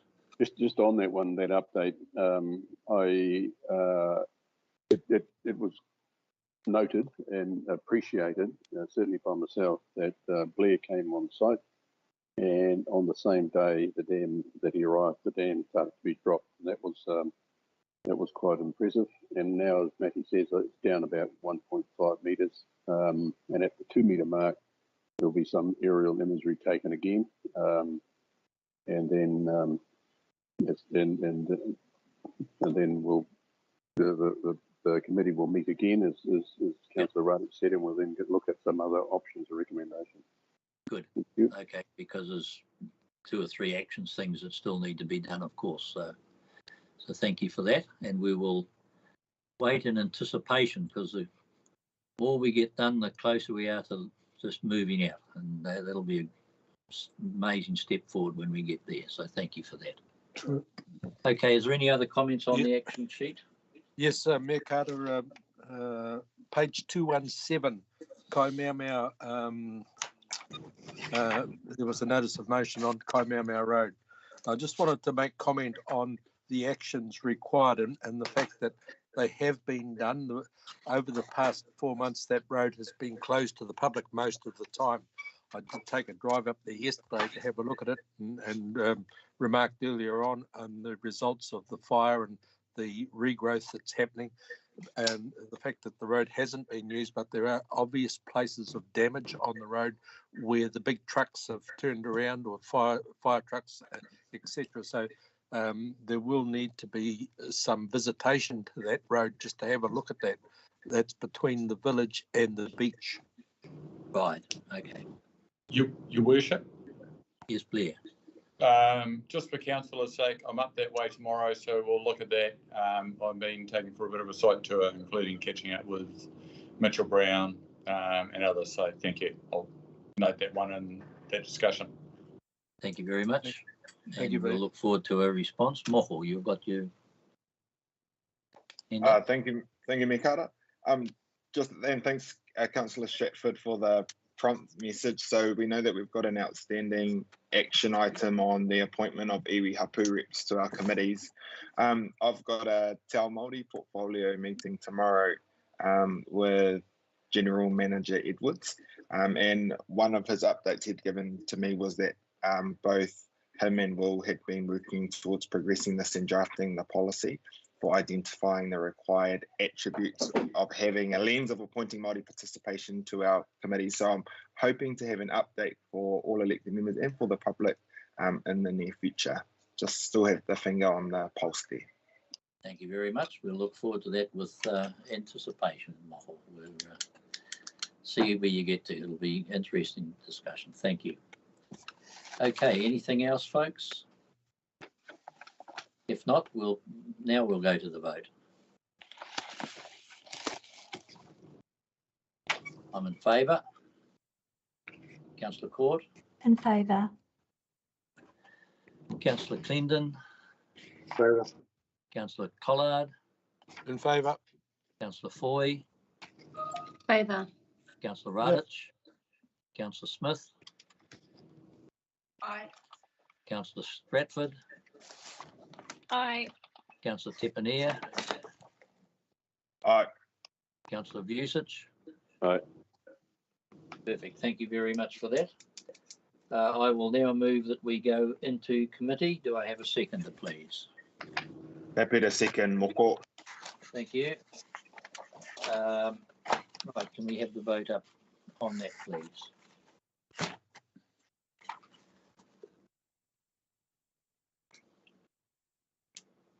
I'm in favour. Deputy Mayor. In favour. Councillor Clendon. Aye. Councillor Collard. Aye. Councillor Foy. Aye.